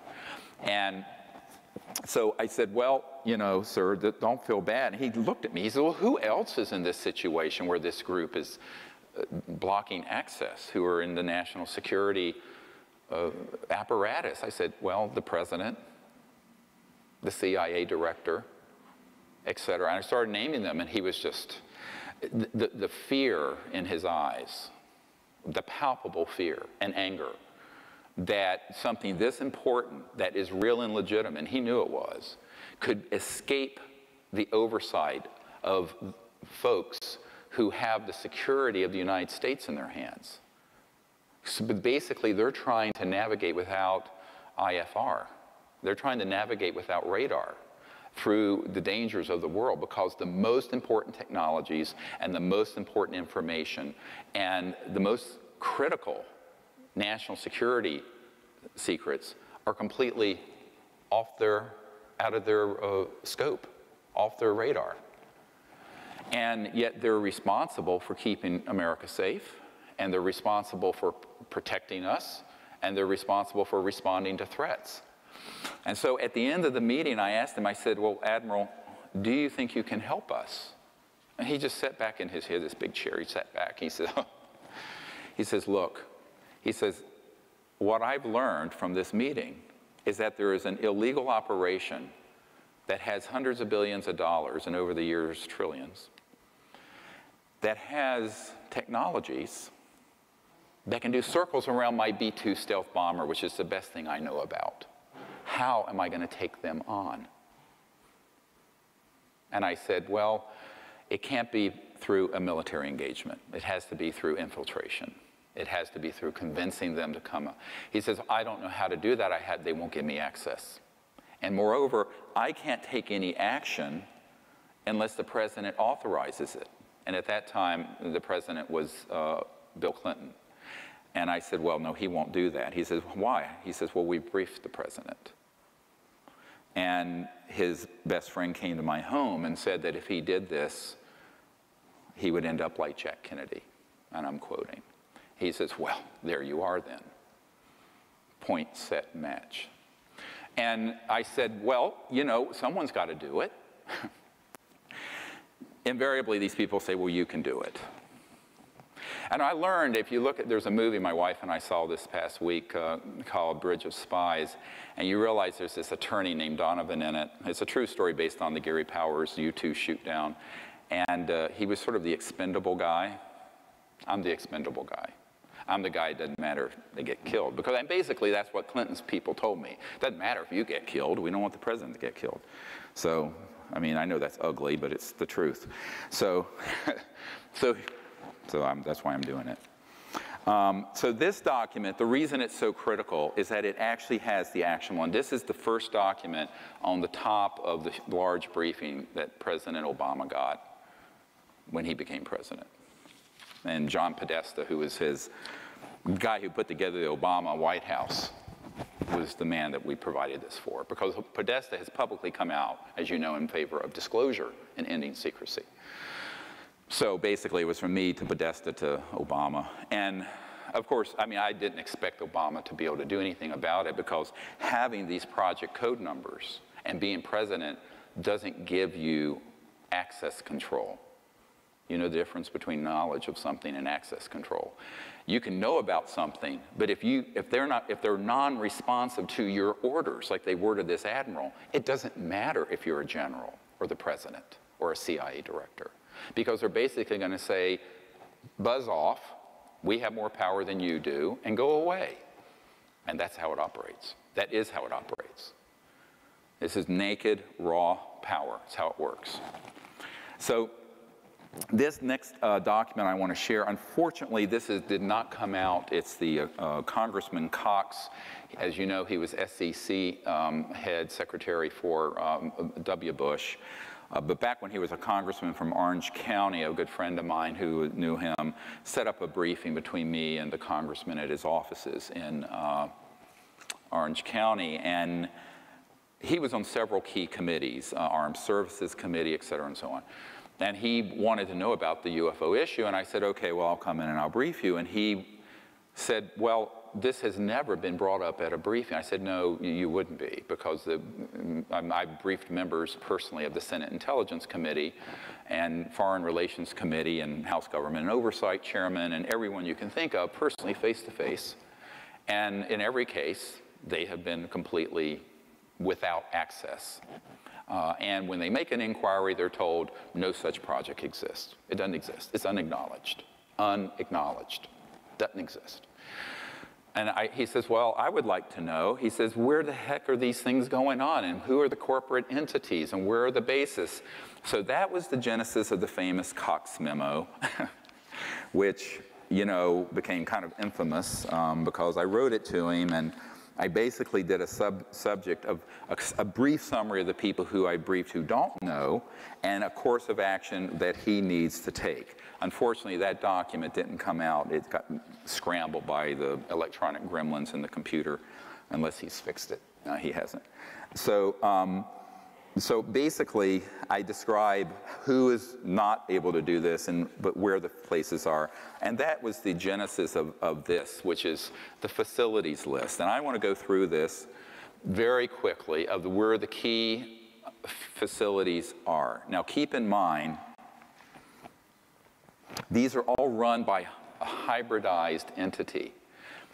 It's part government, unacknowledged special access project, compartmented, deep black, transnational security state, and 3/4 corporate.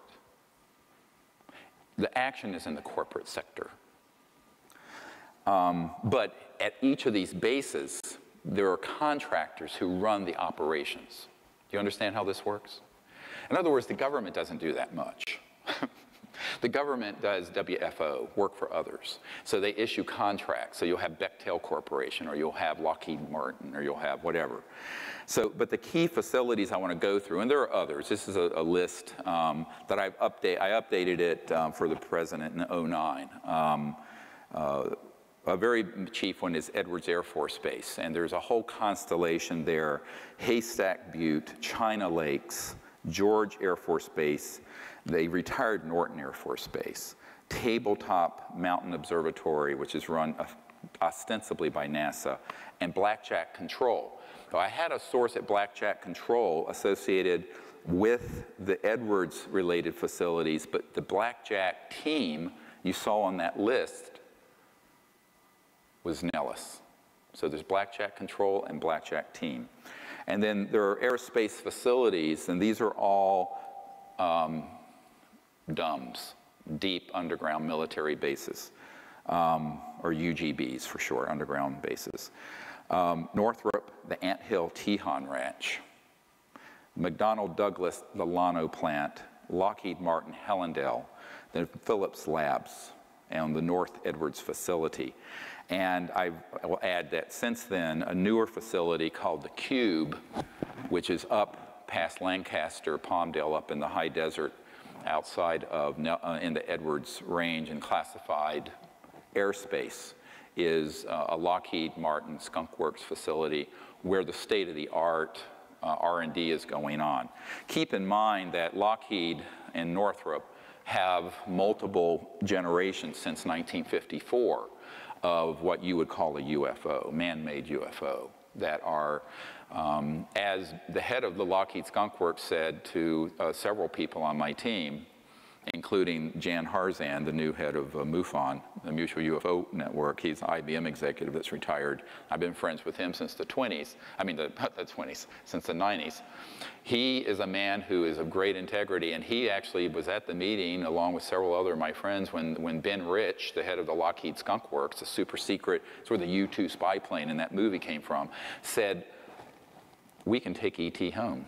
We already have the technologies to take ET home, and ended his presentation with a slideshow of a black disc going out into space. Sounds fantastic? No, it's not. It's the head of the Lockheed Skunk Works. So we're flying around on jets, which are basically a vacuum tube that's pressurized with a bomb, a pre-positioned bomb called explosive jet fuel A that you're flying on, thousands of gallons of, when we have had these things since the 50s. How ridiculous. We're sending our astronauts up on rockets that blow up and kill them like the shuttle astronauts when we've had these things since the 50s. This is criminal. It's outrageous. But that's the way it is. So this is how it's developed, and then I just wanted to let you know that this new facility, the Cube, is, I have an engineer that I've met with who works in that facility, and they work on not just the propulsion systems, but also the electronic warfare systems and the bio-nanotechnology, which we'll get to after our break. And those are the things that the UFO retail world of books and movies and conferences would call aliens. These are man-made. They have integrated circuits in their brains, and they walk around. They're little gray or reptilian or creepy-looking things. These are man-made, 100%. And I know the men working on that, but the Cube is associated. That's one facility associated with those. Another facility is Dulce, another one is Pine Gap. So the other, of course, you've all heard Nellis Complex, it's Area 51. More specifically, it's S4, S9, and S12. Those are compartmented areas. You have to have a password and biometrics to get into them. Pahut Mesa and Area 19 and Groom Lake. These are all things that have been provided to our government officials. In New Mexico, you have the Los Alamos National Laboratory. It has an underground connector, that goes to the Dulce complex, which most people don't think can really exist, because you go to Dulce, there's nothing there. Remember this simple fact: nothing critical is above the surface of the ground. It's either in space or it's underground. Everything, including White House facilities and Pentagon. Everything critical is underground. The Kirkland Air Force Base has the Sandia National Laboratories and the Defense Nuclear Agency, Phillips Labs again, Manzano Mountain Weapons Storage Facility and underground complex that connects, Coyote Mountain Test Site, north end of Manzano, the White Sands Complex, and again, the Dulce Complex. So Kirkland Air Force Base, and that's outside, of course, Albuquerque. I've been there.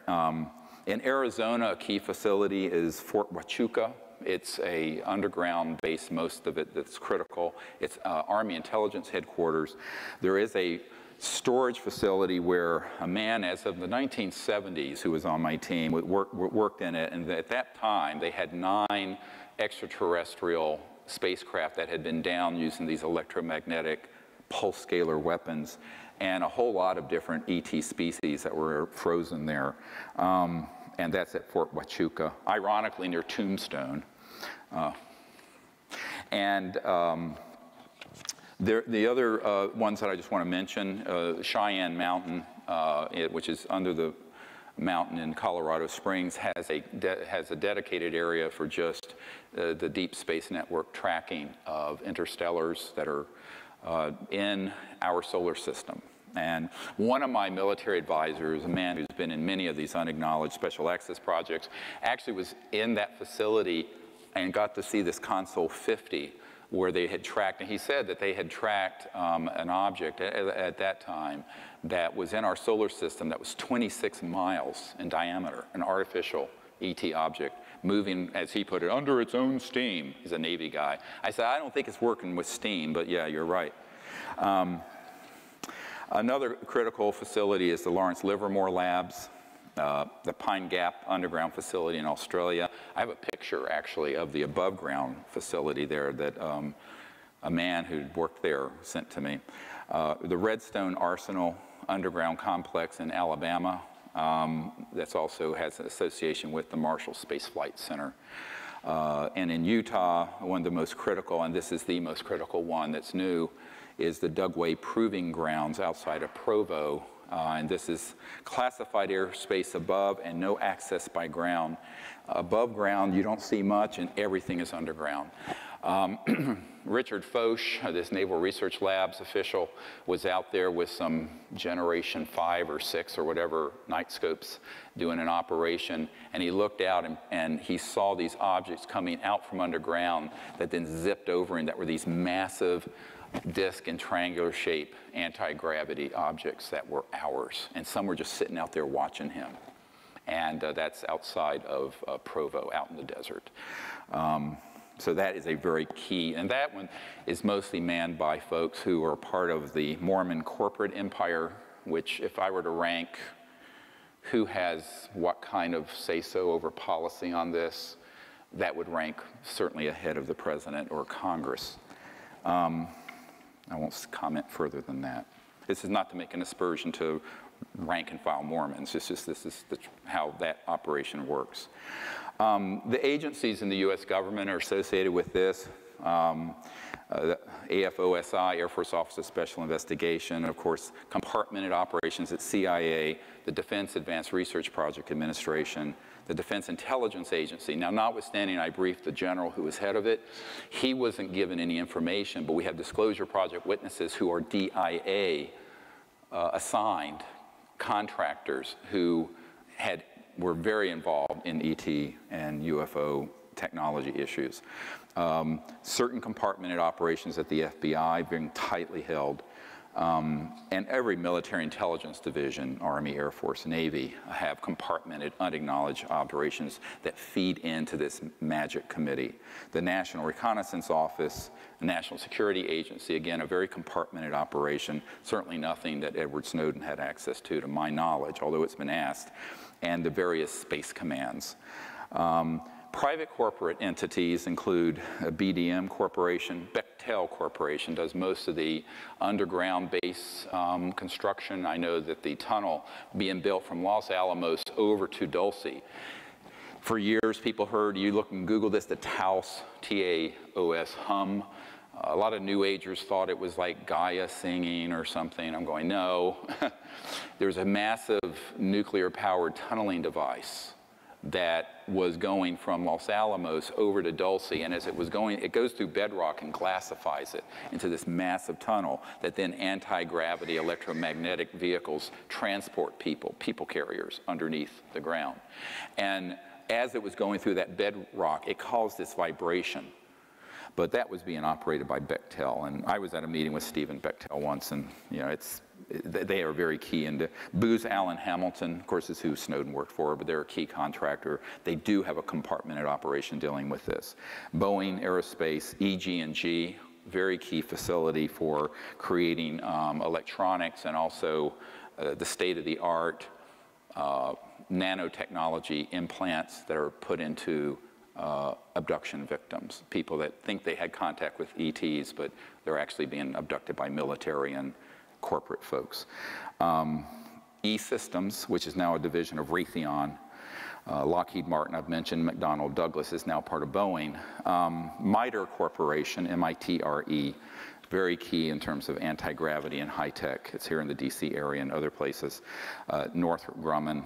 I mentioned Phillips Labs before, Rockwell International, SAIC, and this is one of the crown jewels. SAIC is a company, Science Applications International Corporation.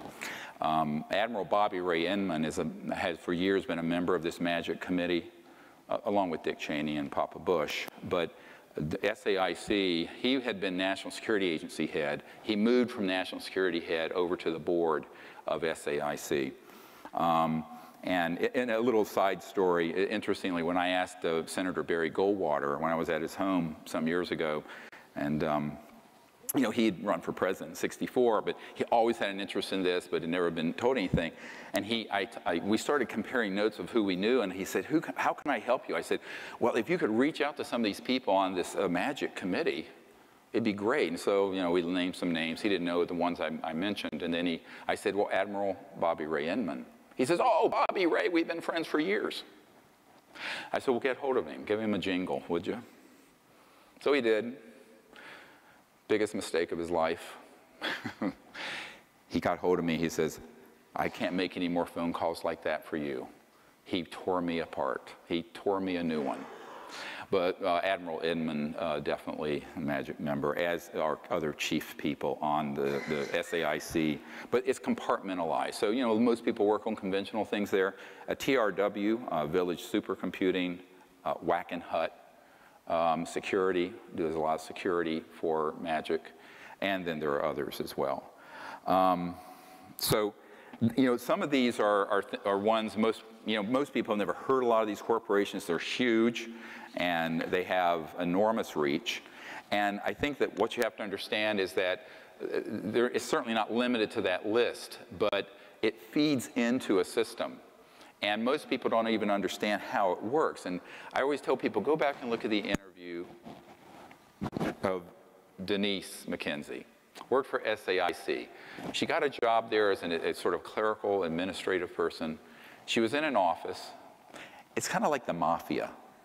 You know how the mafia will have like a pizza parlor or some little shop, and they'll come in and, you know, that's the storefront, but it's actually laundering money, and they're doing their drugs and pimps through the back door.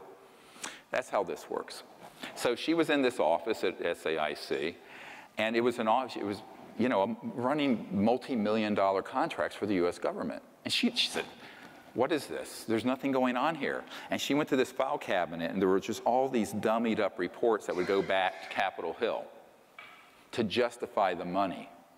And when she started asking about it, they said, don't ask about this. And what she basically was told, this office receives the money. We generate false reports back to the president and to Congress. That money then passes out of this office to a black project dealing with UFOs, electronics, anti-gravity, stuff like this. So when you get to some of the accounting, I met recently with one of the big 4 accounting firms. They said, yeah, this is exactly how it works. If you go to, they'll basically say, here's what we're doing, and if you try to penetrate further to actually get to a granular level of where the money is going, they'll say, well, you don't have a need to know. That's a top secret, special compartmented intelligence. And basically, you have to take their word for it. So it all gets rubber stamped by the big 4 auditing firms. But it's very illegal.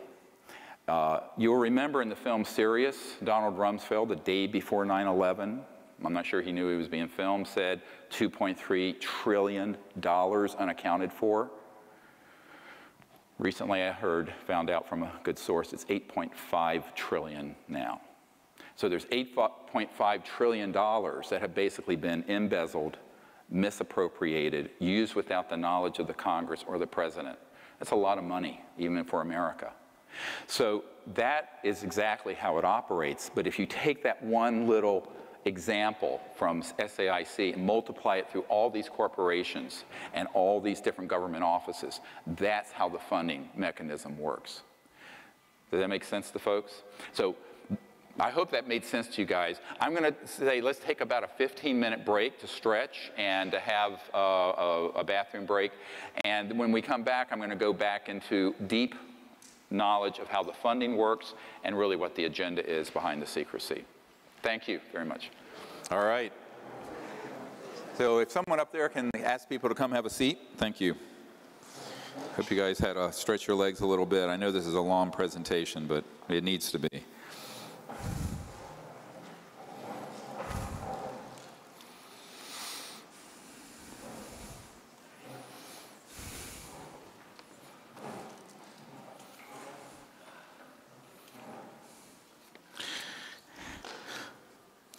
So thank you. I'm glad everyone made it back. So in the next hour and 45 minutes, I want to cover enough material so that you might have a few questions at the end. You probably have a few thousand questions already. One thing I want to go into just very quickly is the key role that control systems play within the media and the scientific community.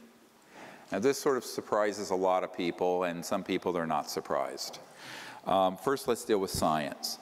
One thing you have to remember about science is that scientists are humans first and scientists second, right?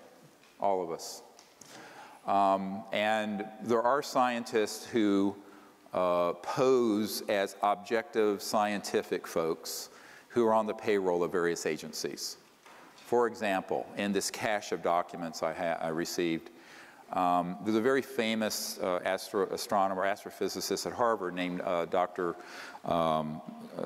Donald Menzel. And Menzel was the chief UFO debunker who went around telling people none of this existed in the 1960s and all through that era. And he was on many panels, and he was the person who would look at evidence and then say, not true, not true, not true. It turned out, I have a document from the CIA where it talks about their contract with Dr. Donald Menzel at Harvard, and it said, but it cannot be acknowledged that he is being paid by us because the public needs to believe that he's an objective scientist telling the public from the perch of respectability at Harvard that this isn't true. So until the time of his death, this wasn't known. Now, in this cache of documents I got in 1994, officially released by the CIA, the provenance of this document is not in question. It names him. So just extrapolate that out, how easy it is to do that. Same thing with a guy named Professor Condon. Professor Condon was the head of the Condon Committee at the University of Colorado that had a contract in 1969 to look into UFOs so that the Air Force could determine whether to close Project Blue Book or not. Project Blue Book was actually a public relations stunt, mostly, to collect information from the public because there was so much outcry from the public of sightings and things that had happened, and the public, particularly Congressman Gerald Ford at the time, was furious that they were debunking events that had happened in Michigan that his constituents said were absolutely right there, here, E.T. craft right here. And Dr. J. Allen Hynek, who later came clean, who's also an astrophysicist, made the famous comment that it was swamp gas. And later, of course, he said, we knew it wasn't swamp gas, we knew it was E.T. craft, and he left Project Blue Book as their chief consultant and started the Center for UFO Studies there in Chicago. But Professor Condon, around this time, was asked to head up an objective scientific committee to look into whether there was any veracity to UFOs. There was a lot of publicity around it. And like all government committees, it's always, when they form a committee, they already have it, it's a done deal. It's just window dressing. So he headed up this committee, a lot of scientific people, and Dr. Robert Wood, a Cornell PhD, worked for McDonnell Douglas, now part of Boeing. And actually, Dr. Wood, who is one of our Disclosure Project witnesses, it told me, and it's in his very lengthy testimony I have. You have to understand I have hundreds of hours of this kind of testimony on videotape. When he was working for McDonnell Douglas, old man McDonald himself asked him to look into UFOs and gather evidence. And so he began to do this. And he discovered a number of things. That A, they were real. B, they were interplanetary. C, they were using a type of gravity-controlled propulsion. And D, most interestingly, in many of the things that he looked into, he found that the ETs had electronic devices that were what I call technology-assisted consciousness and consciousness-assisted technologies, meaning that there was a trans-dimensional nexus between the electronics of these communication devices. I mean, you know, this goes at the speed of light. It's just junk, really. It's 1800s technology, and, you know, it's the Morse code. No offense, Apple. But they had technologies that interfaced seamlessly with electronics that would pick up directed intended thought, and which is absolutely true. And actually, the founder of Facebook, Zuckerberg, started talking about a thought switch to interface with computers. I don't know if he's been reading my material, but anyway, I started writing about that in 1990, 1991. And when Dr. Wood saw my comprehensive assessment of the UFO subject, which was written in '91, it got kind of moved through the agency and the aerospace community, and I was just starting this project, very obscure at that time, just this country doctor in North Carolina rattling around in an ER, and it made its way over to McDonnell Douglas, and I got this phone call from Dr. Wood, and he said, "You have no idea how right you are. How do you know this?" I said, "Well, I've had contact, and it's quite obvious. I mean, if you're any thinking person, you're not dealing with electronics that are at the speed of light, or travel that's the speed of light. It's too slow, because some of these are from other galaxies, like the picture we have of that one ET that's from Andromeda, 2.5 million light years from here. You know, they're not getting here at the speed of light. It'd take 2.5 million years to get here." So he said, "Well, I really want to meet with you at some point." So we kept in this relationship, and he eventually told me that when he was doing this work for McDonnell Douglas in the 60s, that he was put on the Condon Committee because they thought, because he was a very prestigious aerospace guy at a major aerospace company, that he would go along with the debunking whitewash of the Condon Committee. And Dr. Wood was someone who started bringing in boatloads of evidence. And it was turning the committee to the fact, no, these are absolutely real. So Professor Condon went to Old Man McDonald, head of McDonnell Douglas Aerospace, and said, "You fire that son of a bitch, so I get him off this committee." And Mr. McDonald said, "No, I'm not going to fire him. He's a very good man." But he was thrown off the Condon Committee. But he didn't lose his job. McDonald stood by him. And that's an absolutely true story. And it came out in this cache of documents from the CIA, I got in '94, that Professor Condon and that committee, some of the key people, were on the payroll of the CIA. And it's in black and white. It's an uncontested document. University of Colorado Boulder, prestigious aerospace guy, and he was carrying water and doing the bidding of the intelligence community, all the time masquerading as an objective scientist. So this is why, you know, I have said, like Seth Shostak and those people who are with SETI, the Search for Extraterrestrial Intelligence, they are either the stupidest people in the world, or they're on the payroll of somebody to lie to the public. You cannot be that stupid, given the dispositive evidence we put out there. And I actually debated on Voice of America, the head of the SETI project, Seth Shostak, and I had my disclosure project witnesses there. We basically cleaned his clock because the evidence is so dispositive and overwhelming if you go through our material archive. But this happens all the time. So if you just extrapolate, that goes a couple of examples throughout the professorial class and scientific class. It's how it's done. Now, in some cases, it's done not for payment so much as to protect your own reputation. For example, there was a guy named Carl Sagan. Everybody know who he is? You know, Cosmos series and all that. He actually was on the payroll of the intelligence community. And what happened is that Carl Sagan, there were some improprieties in his PhD thesis, which led to the intelligence community reaching out to him. And they basically said, "You're going to tell the public what we're going to tell you to tell the public, or you're going to be washing the floors at Cornell. You're not going to be a professor."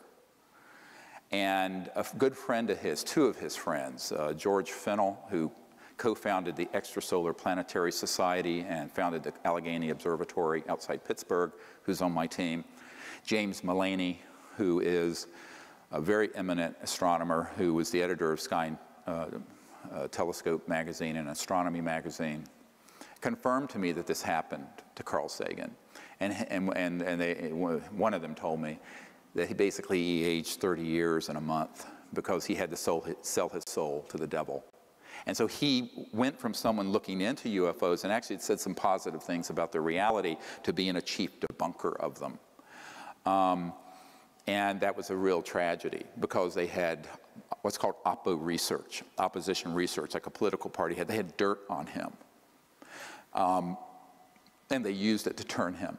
But to the public, you know, he was this renowned, respected scientific figure. So just magnify that all through society. That's how it operates.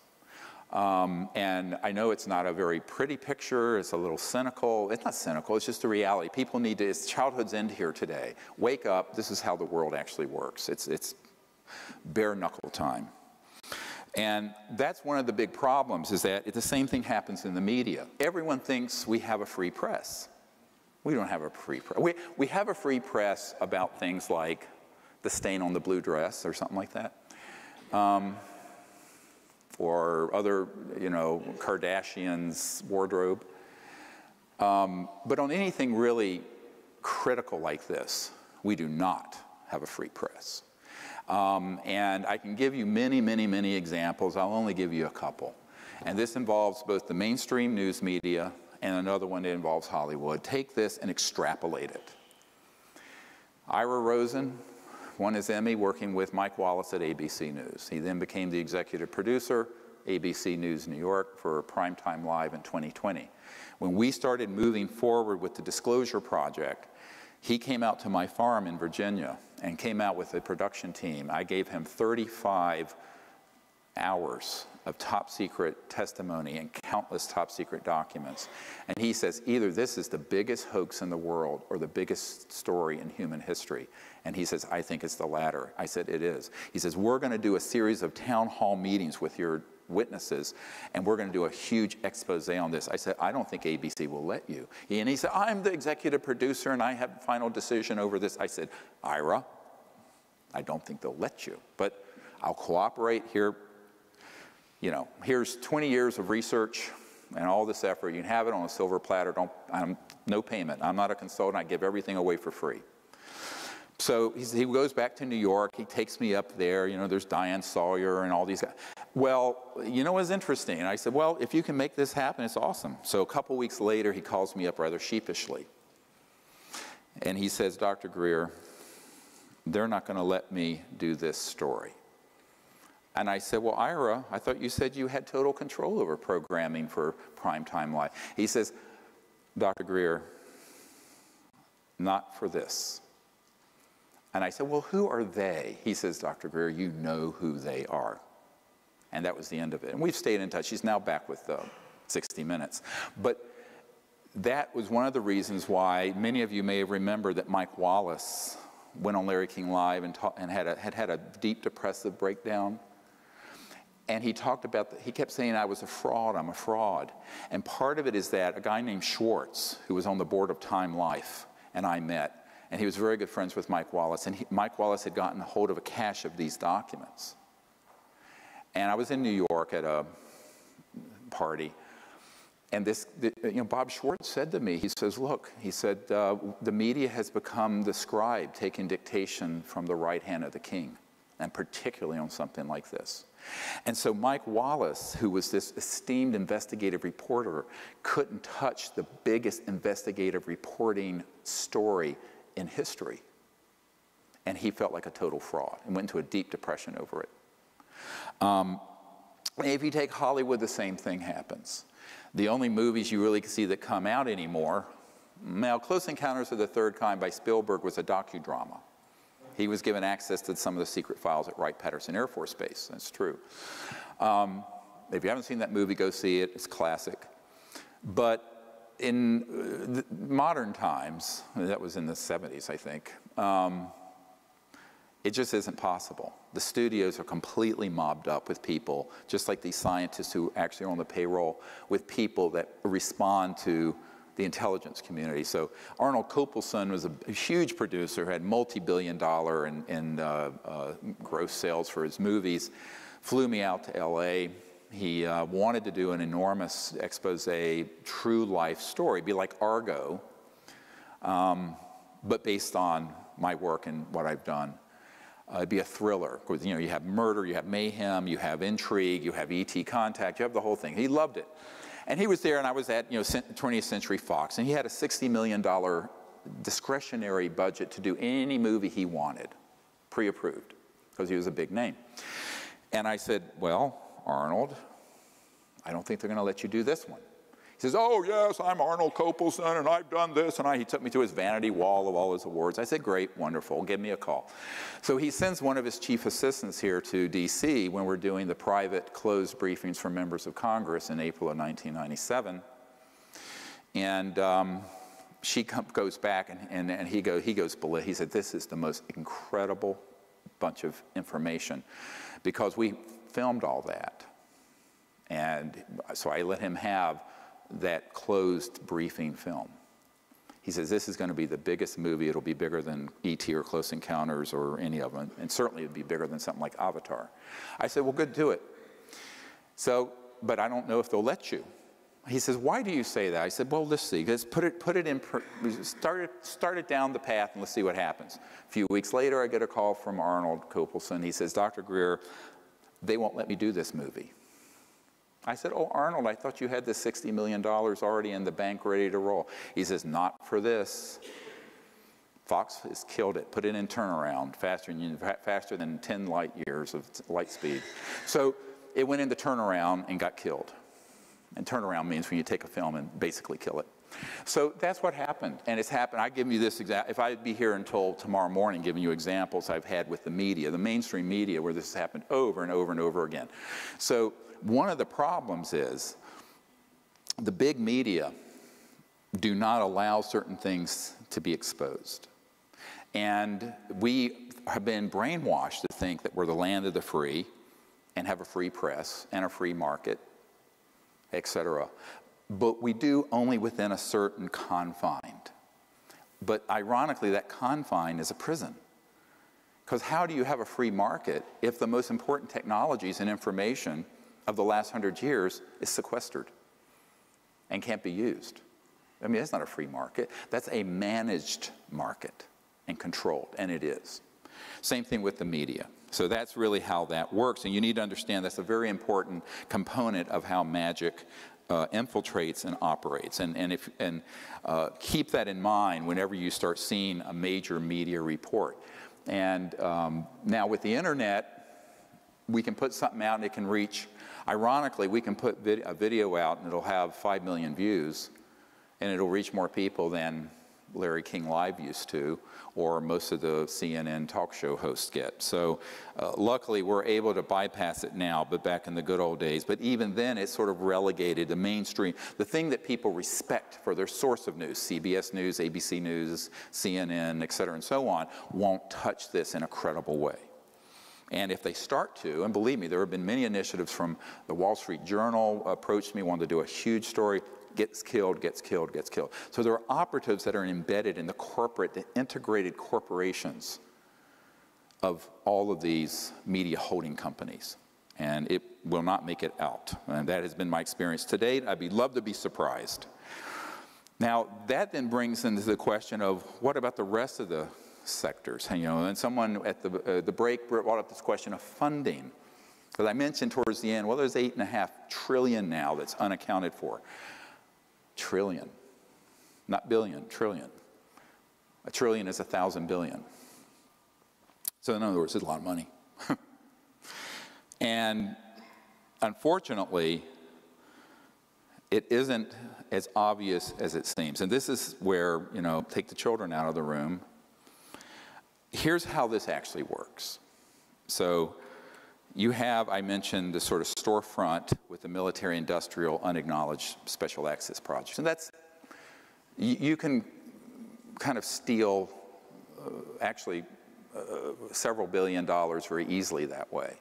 And each year, I estimate, out of the Treasury of the United States through these operations, is between 100 and 200 billion dollars. Not, you know, a huge amount, but if you look at the military, intelligence, Homeland Security, FBI, and there are other people. There was a undersecretary for HUD for Bush, George H.W. Bush, who discovered that HUD money, housing and urban development money, was being siphoned off into these black projects. And she started to blow the whistle on it. She got fired. So one of the things you have to begin to get your mind around is how the unacknowledged special access projects can penetrate not just the intelligence and military, but other agencies, and then siphon off funds. And you get a trickle here and a trickle, and it becomes this huge river. Now, there's another second and very important way that funding happens, and that is through monetizing products. Now, what do I mean by that? Let's say that you're Bell Labs back in the old days, or some of these other large corporations, and you're studying under U.S. funding contracts in these unacknowledged projects a technology, and you figure out, oh, this is really what you can do with an integrated circuit and miniaturize it. Or this is what you can, these things we collected off the desert floor in 47 were these little fibrous things that you put a light at one end, boom, it's perfectly transmitted to the other, fiber optics. So you then create a market for it, and you allow some of this out, but there's a huge amount of money made on productizing fiber optics, integrated circuits, miniaturization, microprocessors, things of this sort. So there are spin-offs, and those spin-offs make an enormous amount of money for those companies, even though we, the taxpayers, paid for the R&D, and those folks really didn't invent it, but they benefit from it, from the corporate level. So that enriches the corporation so that it can then self-fund through licensing and productization things that were actually funded by the taxpayer. Now, Big Pharma, the pharmaceutical industry, does this all the time. They take stuff that's being funded at NIH or through university grants. The breakthroughs happen in basic science. They then take it one step further, patent it, license it, and next thing you know, a course of chemotherapy costs you $250,000. That's how it works, like rituximab. So, but that's been done with these high-tech programs since the 40s and 50s. So that's a huge source. So then they have their own funding. But now you can see how they can lift off the reservation away from government even more because they're more independent, corporate. Then there's the banking sector, and this is the big one. You know, the Federal Reserve Board basically just invents money out of thin air. When we had the financial crisis a few years ago, in the mainstream Wall Street Journal, it was admitted they basically injected $17 trillion into the banking sector. Trillion. TARP was a small part of this. It's 800 billion, not much. This is 17 trillion. They basically, at no interest, gave $17 trillion to the gangbanksters, I call them. They are gangbanksters. And those guys who have integrated, if you look at the corporate nexus between the banking and financial sector and these large corporations and these government agencies, there is a nexus that gets woven. And the real power is really in the financial, macroeconomic level. And they basically can fund whatever and whoever they want and can move money around virtually with impunity. They're too big to fail. And at this point, there's a joke that if you think they're being regulated, this is a joke. So the gangbanksters have learned how to use that system, and they have investments and interest and startups, whether it's the Blackstone Group or the Carlyle Group, and this, private banking at J.P. Morgan Chase, and this and that and the other thing. And so there's this whole labyrinthine system that involves the banking sector. And then there are covert parts of the banking sector. I'll tell you a story of a man who, back when I was working on this, and they made another run after I said no to the head of Army Intelligence when they wanted to buy my silence with $2 billion in slush fund money. I was taken to the Wrigley Mansion in Phoenix one night, and it was a late night meeting, maybe 10, 11 o'clock, and there was a whole group of people. It was like a conference for boardroom in this mansion. And around the table were a whole bunch of suits, and most of them were corporate, a couple government. And they say basically to me, they said, you don't need to bother with someone like the president or the CIA director. They don't know anything, and they're not going to know anything. You need to be meeting with people like, well, us, who do WFO, work for other programs for the government. And there are certain orders of Jesuit priests who are involved with technology transfer policy. I said, what? I thought they were on drugs. And it turned out every word they said was true, and I was just listening. Be an interesting movie, wouldn't it? Anyone has cojones to do it. Then they started, this one guy pulled me aside, and he said, you know, we've checked you out. You're a doctor. You have good credit, good income. Take out as many platinum cards as you want. Give them to me.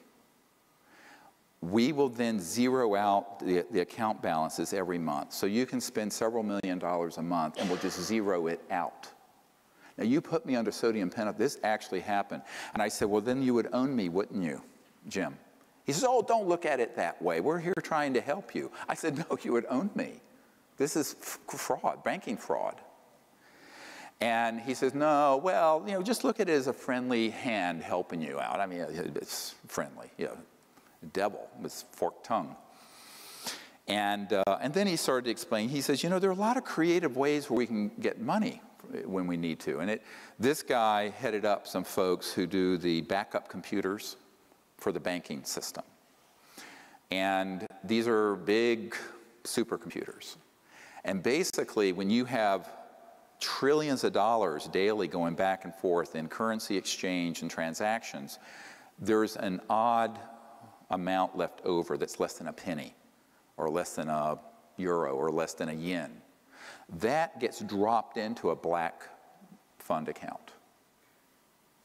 And it's a lot of money. It adds up on a daily. If you take 365 days in a year, you've got a lot of money from that. It becomes billions, tens of billions.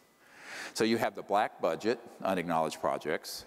You have the corruption and fraud within the government system. You have the productization, monetization of things that we're paying for the study that they then monetize, like integrated circuits and cell phones and fiber optics. Then you have the banking corruption. And then you have the pièce de résistance. And the one that is the most disturbing, and that's drug trade.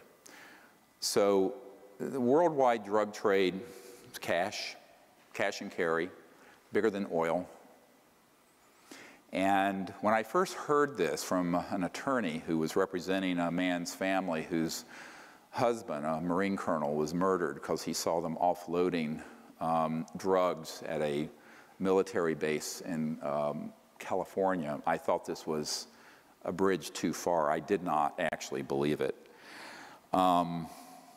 And this attorney, a very, very credible guy, Harvard Law, was representing the family to get them to exhume the body because the body was, the death was deemed a suicide.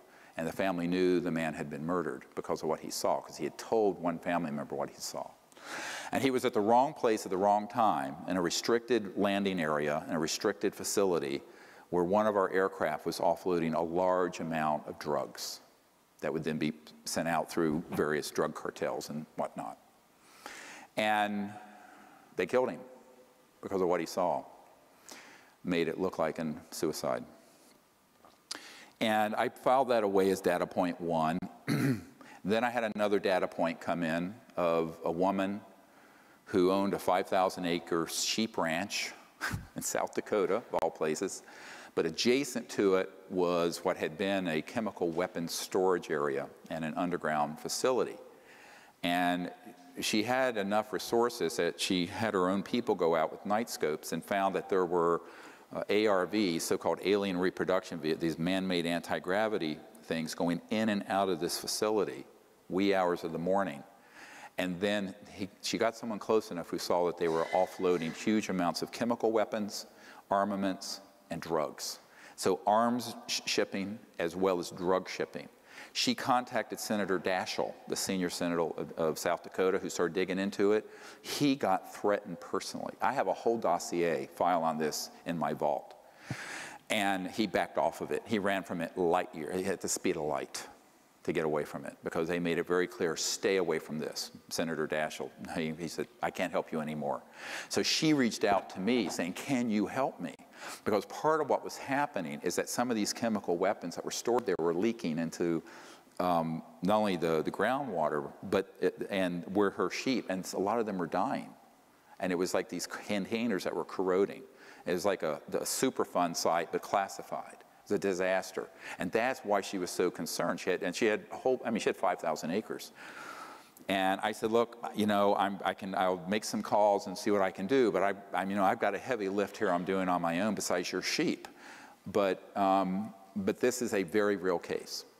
Then on the day after I met with and briefed the head of intelligence for the Joint Chiefs of Staff, I got a cryptic invitation from two men. My wife and I call them Mr. Allen 1 and Mr. Allen 2. So not their name, it was their code name. I don't want to talk about who they actually are until they're deceased. I can confirm they're deceased. And they invited me over to this condo in Crystal City near National Airport, which turned out was the home of a former congressman who was sort of a consigliere and sort of advisor to George H.W. Bush. And in the room with him was a burly man who was a Science Applications International Corporation executive who was living virtually in retirement exile in France, who had come in for the meeting. And it was shocking what I learned, but not so shocking given what I've just told you. But they said, do you understand how dangerous this group is? I said, yes, I do, personally. And they said, but do you understand what they're really doing? They're destroying our world. They're destroying our planet. They're destroying our country. And these are the ones that have gotten off the reservation even from George H.W. Bush and have escaped control, gangland style. I said, yeah, I know that there are special compartmented operations that are unacknowledged that aren't even under the control of MAGIC anymore, M-A-J-I-C. They said, yes, there's a big one, and it deals with drugs. He says there is an army of 8,000 men that are special operations folks. And they said that they move drugs all over the world and the country. And we have killed 2,000 of them, murdered them, thrown them out of helicopters, missing in action, because of minor infractions in security, or a hint that there might be. 2,000 of the 8,000. And they began to describe this program in detail, and I listened. And they said, you know, so this is part of the problem you're dealing with. And by the way, to connect the dots, this is why we don't have legalization or decriminalization of drugs, which every health policy person knows. You can buy anything on the streets of any little town in America. It needs to be, you know, I mean, it needs to be something where there's treatment, education, and what have you. But if it was made legal, you would take away an enormous part of the funding for this criminal cartel. And it is the biggest criminal enterprise in the world. So one of my attorneys said, you know, what you're really describing is a transnational RICO, racketeering, influence, corrupt organization. I said, yes, of course. He says, well, you know, civilians can mount outside of the government a proceeding against using the RICO statutes, basically, which was set up for the mafia. I said, yeah, if you know an attorney that has the courage to do it, let me know. And this gets into something else that could be done. And with the information that we have and the people that could be asked about. And that is a major investigation with a Whistleblower Act result. What do I mean by that? The Federal Whistleblower Act allows for someone to blow the whistle on illegal and corrupt activity, and what is recovered or exposed through that whistleblower, the whistleblower gets a percentage of. In this case, we'd be talking about billions of dollars. So if there's a legal team that wants to head this up, and some more whistleblowers that we can put together, that's how you could fund the Energy Lab, but it would be a very big lawsuit and project. It can be done. if there's anyone who has the wherewithal to do it. I've mentioned this to a few attorneys, and then when they find out who you're really taking on, they go, no thanks, no thanks, no thanks. So it's all about courage. You have the courage to take on this sort of Fourth Reich that's really running these projects, this neo-fascist transnational security state. But that is another big part of the funding mechanism. And there are others, but these are the big pillars of how you get funding for an unacknowledged special access project. It isn't nice and it isn't pretty, and then it ends up doing things that are completely out of the control. If we go to the next document from Prince Hans Adam von Liechtenstein, this is going to get heavier and darker for a little bit until it gets better. Just bear with me. And, you know, I don't know if you know who this is. Liechtenstein is a big banking empire. And kind of they funded a lot of Adolf Hitler's work. And the crown prince is their king. So this is a man that I've met with and known for a number of years. I think this is dated 1994. And Hans Adam von Liechtenstein, the first time I called, I was asked to call the castle. His butler or someone picked up, and then he was immediately put on, and we talked, and he says, well, I don't want to talk on the phone too much, but we should meet. And these letters, this and you can go to the next one also. It was maybe a month later or something. Was from the castle, Vaduz, and this is the actual letters. He basically said to me, you know, let's get together, and I think he was wanting me to come to Europe, and I said, well, I'm too busy, I'm working as a doctor, and then it ended up, although it's not reflected in this letter, he came to New York and stayed at the Four Seasons Hotel there in Central Park, and so he invited me over, and I had a meeting with him, but he says, from what I know of your assessment is correct about the group, this cabal, which is controlling the issue we discussed, UFO. I suspect they have very good reasons not to inform the public, and therefore I am highly skeptical about your chances of success. But he still wanted to meet. So I said, okay, let's meet. So this is where it's going to get into some shock and awe. I'm going 94 in July. I go up and meet with him at the Pierre Hotel, Four Seasons. And the reason he didn't think it could succeed is that he told me the ETs wouldn't allow it. They wouldn't allow disclosure to happen. I said, excuse me, we're making contact, and it's clear that, you know. He said, well, let me tell you what happened. So he was involved with a lot of UN programs and also with George H.W. Bush, the first President Bush, and a man at the UN named Pérez de Cuellar, who was the Secretary General at the time. I had done briefings with the predecessor, the one after Boutros Boutros-Ghali. And he said to me, the reason I, on the phone, told you that it wouldn't be allowed isn't that it wouldn't be allowed from the point of view of the government, but the aliens won't allow it. I said, well, that's ridiculous. I mean, since we've been talking, we've gone down to Mexico, had a craft come out. I said, they're obviously wanting to make contact if we do it in a peaceful way and not a military way. He says, well, this was attempted before you started your organization. I said, what are you talking about? He says, well, in November of 1989, in the fall of 1989, President Ronald Reagan, Mikhail Gorbachev, Pérez de Cuellar, and himself, this guy, and others met on a committee, very sensitive and classified, to organize basically what I did with the Disclosure Project, to announce that we weren't alone and end the secrecy. And he said what happened is that Pérez de Cuellar, the Secretary General of the United Nations, was coming back from a 3 a.m. late night planning session for this event when he was abducted by aliens from his motorcade in Manhattan. And I said, oh, really? And he proceeded to tell me the gory details of what happened.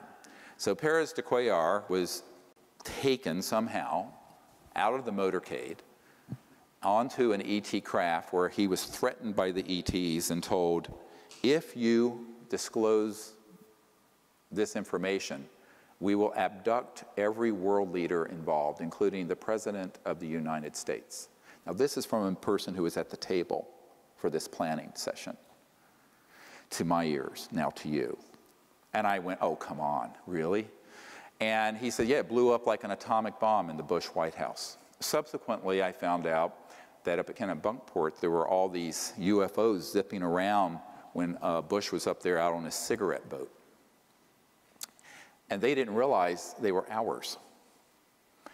So now we're getting into false flag 101, up to and including being able to deceive members of MAGIC.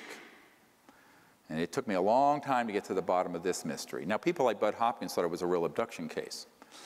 And I looked into it, and I found out that if you go back to the Roswell event, there was a red-headed sergeant who was the badass guy who threatened to kill everyone, all those ranchers who saw this thing crash. His son became a part of MAGIC security, this renegade group, this splinter group, who was involved with abductions and stopping leaks within MAGIC itself. He then went and was in the security detail that night and set up the electronics for this electronic warfare abduction of aliens. It was all a hoax. It wasn't ET at all. It was 100% military ops. And so we're going to get into this in a moment, how these operate. And so Paris de Cuellar, of course, not knowing about that end of the classified world, and I would say Papa Bush neither, thought it was actually ET. And it blew up, as I said, like an atomic bomb in the Bush White House. And Gorbachev, they pulled the plug on the plans to do disclosure and end secrecy in 1989 at the end of the Cold War. And I think it's strange that in January of '90, 2 months later, it's when I had a contact event at my house in North Carolina with an ET and that said basically, pick up what you've dropped. Do this, what you left and behind as a teenager. Pick this up again. Someone's got to pick this up. But maybe that's a coincidence. But Paris de Cuellar thought that that was an actual alien abduction.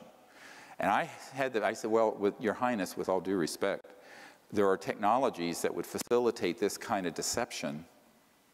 And the military term, so you know it, is a false INW, or a deceptive INW, indication and warning.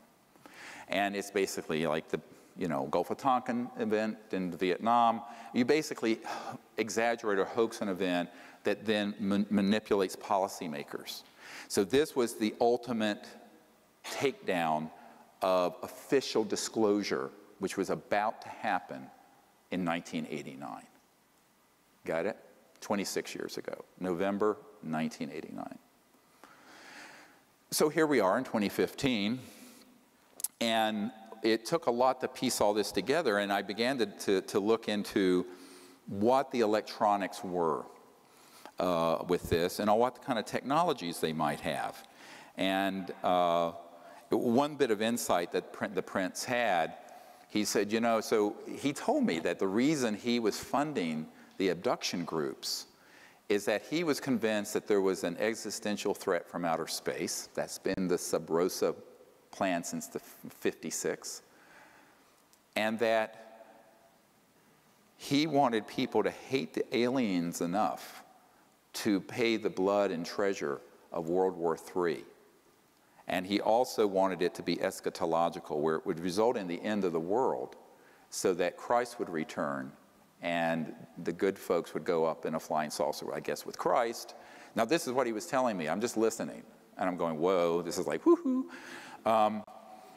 And he was completely convinced that this is what needed to happen. This sort of end of the world, eschatology is the study of the end of the world event, and that's why he was putting so much money in and providing so much funding to Mac and David Jacobs and Bud Hopkins and all this. And he told me, he says, I'm going to stop funding John Mack because he's become too positive about contact, and I only want to fund people who are going to put things out there that scare people and make them hate the aliens. He said this. So I went, oh boy, now this is connecting a dot that all of you better listen to very carefully. It's the last thing you learn today. And that is that there is an overarching agenda that was hatched in the 50s. Remember that psychological warfare document and its value? That was hatched in between 53 and 56 to create the specter of a threat from outer space that does not exist. Wernher von Braun stated on his deathbed, and we have the testimony of his assistant, that and said, they will first have the Cold War, then we decided there would be nations of concern, then global terrorism. We have this testimony from before 9/11. Then that would be followed by threats from outer space. They'll start talking about asteroids and things of this sort, but the ultimate one they're going to play is the alien threat, and it's all a lie, and it's all a hoax. But in order for the lie to work, they have had to create a body of disinformation, false information, and frightening scenarios, and actual events that would be convincing to our policymakers like Reagan, convincing to the average person, and to the UFO public that consumes videos, entertainment consoles, movies, etc. And that has been the 50 to 60-year plan. Don't forget that no less a figure than Douglas MacArthur in his last address to the Congress said World War III will be interplanetary. So they have been wanting to provoke an interplanetary conflict for as long as I've been alive, and I'm no spring chicken. And, all right, so this gets into a huge problem of how people consume information and can be manipulated through fear. Because if you look at the roots of human warfare, the early days, and even today, it's people abducting a tribe's women, raping them, abusing them sexually, et cetera, and so on. This is all stuff that they are simulating and saying that the ETs are doing through these abduction scenarios. It is 100% being done by military special operations that are this paramilitary force. And this is the deep end of the pond. Now, when I discovered this back in 1994, now this is 21 years on, I was told by someone in the intelligence community, don't talk about that, because that's what's really dangerous for you. And it's also what will discredit you, and it will also cause them to hate you the most, because you're defanging their whole war plan. The next big war is not terrorism, it's interstellar. And if you expose that it's a hoax, it takes all the steam out of their plan. I said, yes, but if we don't, we're cooked, because there's no way you can have war that's interstellar and survive it. It'd be worse than mutual assured destruction, because the technologies are 1,000 times worse than a hydrogen bomb. So I said, look, we're going to have to figure out how to deal with this. And the only way I know how to do it is put the sunlight in there and let people know what the truth is. So a man came along. If we go to the next slide. And you probably have seen this. It's up on our website. When we first put it up, it had over 600,000 views. The next day, the intelligence community went in and said there were 6,000 views. By the way, if you believe the metrics on Google and YouTube, I have a bridge to sell you. It's all can be manipulated because it moves you down the search engines. So when this hit, within a couple of days, had 600,000 views. This man, William Pollack, his name is pronounced Pollack, was a man, very good man, who gave me an interview only to be released posthumously after he died. And not long, a few years ago, I got a letter from his wife, significant other, I guess, they weren't technically married, with a death certificate and a letter giving me permission, and he had passed away. And I have a lot of these, you know, and I honor my word about keeping a confidence. So what happened is that he gave me this interview, and in it, he talks about the development of RF radio frequency chip implants back in the 70s and 80s. And this, when he was developed, it was totally an accidental thing that happened. He was with a company that developed it. He then got called into the CIA, and they started doing special programs for the CIA to develop it. And at a certain point, Siemens in Silicon Valley manufactured 2 billion of them, with a B, of these RF chips. And the way they work, I mean, they can be so miniaturized, you could eat something with it, it has a radio free, and it can transmit not only where you are, but the really advanced ones have a neurophone capability to control thought and behavior. Very sinister stuff.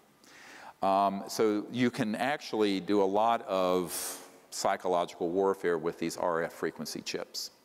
Now that was the early stages in the 70s and 80s. Now you figure, 40 years later, they're more and more and more and more sophisticated.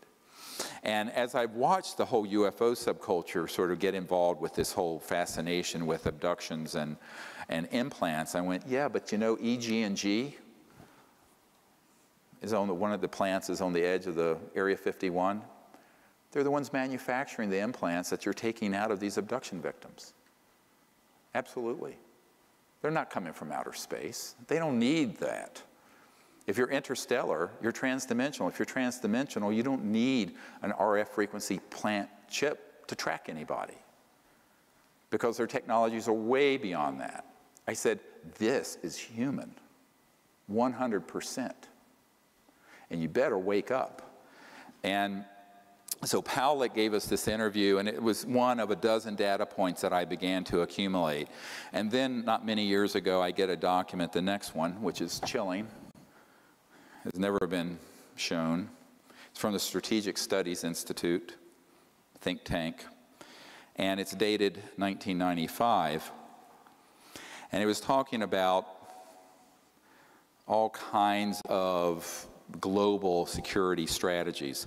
And you can look at it yourself. Cult programmed graduates, blah, blah, blah, who will be expected to participate in contrived UFO abduction scenarios.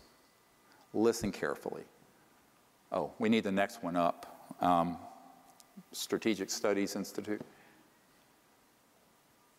Is it? I can't see the screen. Is it up? All right. So I loathe reading to people but this I will. And number 2, create a global UFO cult, which will involve, this is what needs to be done in order to actuate this false flag operation, that will involve the abduction of citizens so as to foster an illusion that this Earth is facing an extraterrestrial invasion. UFO abductees of preference will have an experience in computer technologies, since that expertise will be required in future technocratic RMA scenarios. Use of experimental drugs, holographic projection capabilities, directed energy technologies, I'll get into that in a moment, induced auditory input. These are the neurophones I mentioned that Wernher von Braun said the most dangerous thing is the neurophone, non-local things that can be done to make people think they're having an experience when they're not.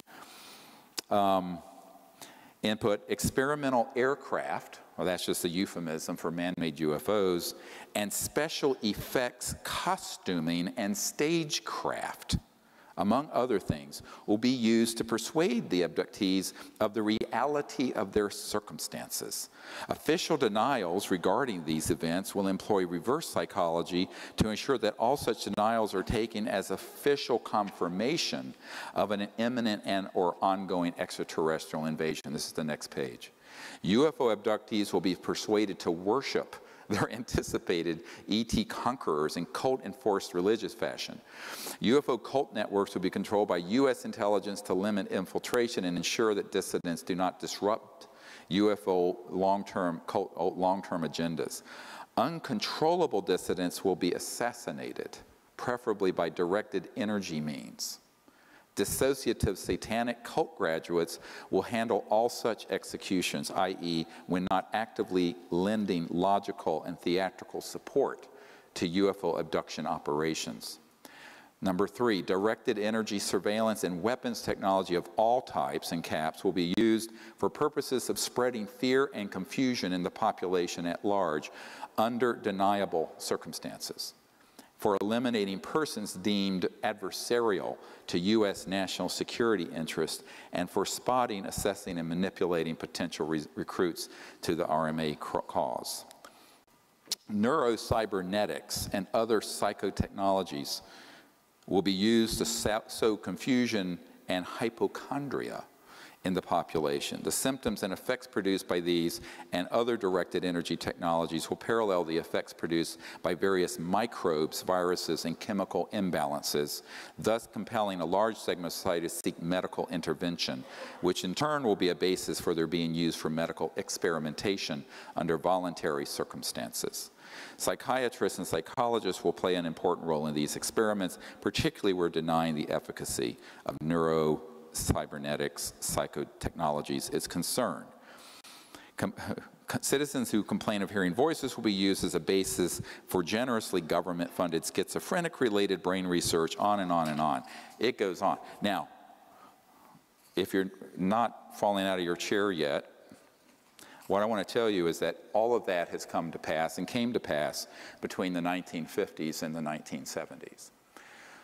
A man that I worked with before his death had developed an electronic system in 1956 or 54, that would enable someone electronically to remote view anywhere, and could also affect, some of these have been called radionic psychotronic weapon systems. And they were developed decades ago. Now, how hard is it to deploy them? Not hard. They're not used every day. They're used enough to create a groundswell of conviction that there's an alien threat. So you take that capability, combine it with man-made UFOs, combine it with disinformation in general about the subject, and also certain chemicals, and you can launch an entire contagion of fear that's based on completely man-made false events. So this is the false flag event I wanted to warn you about. And people say, when is that going to happen? I said, it's happened already. It's already happened.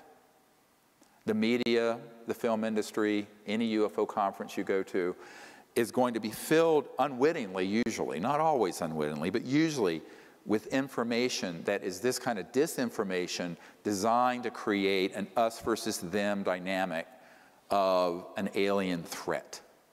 And the reason for it is that that is the only way to grow the military-industrial complex. You know, Leon Panetta, the CIA director and then Secretary of Defense, but when he was CIA director, said, you know, we're spending $110 billion a year chasing down 70 al-Qaeda members in Afghanistan. Ridiculous. And in order to sustain the level of expenditures and grow the military-industrial intelligence laboratory financial complex, you got to have another enemy. And as terrible as the terrorism threat is, and it's real, it's nothing compared to what they could do, like in the movie Independence Day, where they stage an attack using man-made anti-gravs that look very ET, with this kind of technology, that there's a threat or an attack on Earth. So, heads up, Wernher von Braun, on his deathbed, warned that this would happen and it would be hoaxed. We've had so many people. I have met with one man, I can't get him to come forward, and then another, and then another, and then another, who spoke of, in the early days, they used, I know this sounds terrible, but he was a little guy, and it was a little, he was so short, and they basically did like you would in a movie, suit and head and mat to make him look like an alien. And he would be, there would be military choppers nearby, but he would be on one of these flying discs, man-made, and go in and with a chemical canister and some electronics, abduct people. And he says, oh yeah, I was on an abduction squad, it was way back, I think in the 60s. They've gotten better, and I say better, and they've become more efficient because over the decades they've developed little creatures that look like an ET, They may look gray or like a reptile or this, and they kind of walk like this. They have this robotic, weird walk. And if you look at I saw the video that Stan Romanek had of the one that came into his house, that basically a film company bought up and black shelved. Nobody has seen this. I was at his home. And the one that came into his house was exactly one of these so-called gray-like creatures. And the way it moved was this very robotic. It was so obvious that it was a biomachine.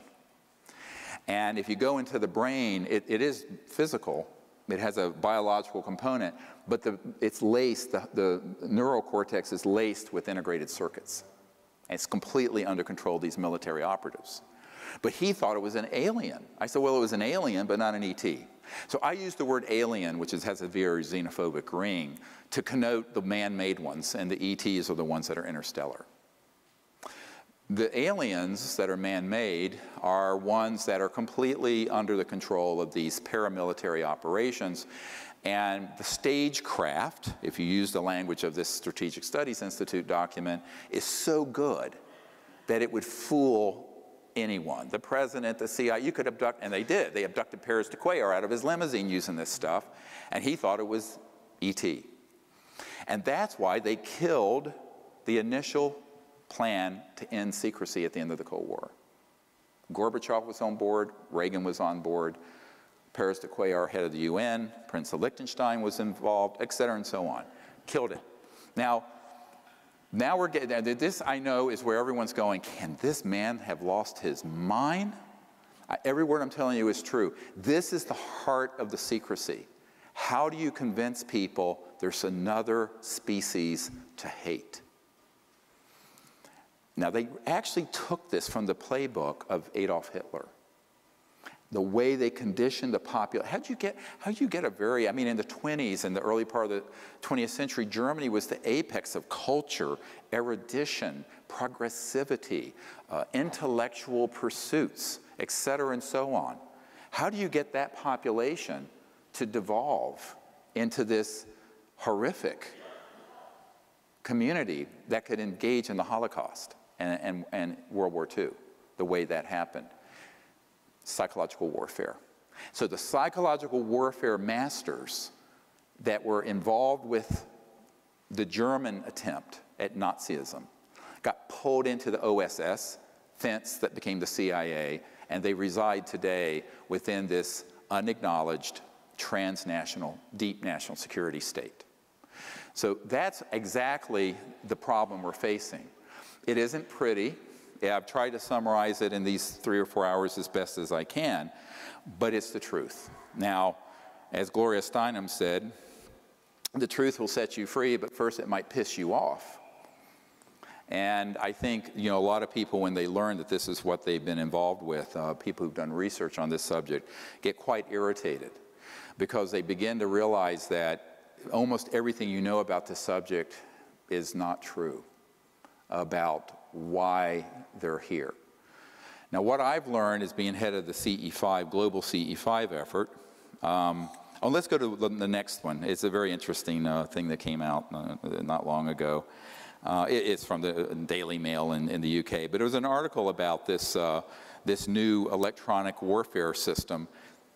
And I actually talked about this 20-some years ago, but they're just now bringing it out, and it's kind of almost like Star Trek, but it's something you can put up that basically knocks out all electronic communication. The next, you have the next one?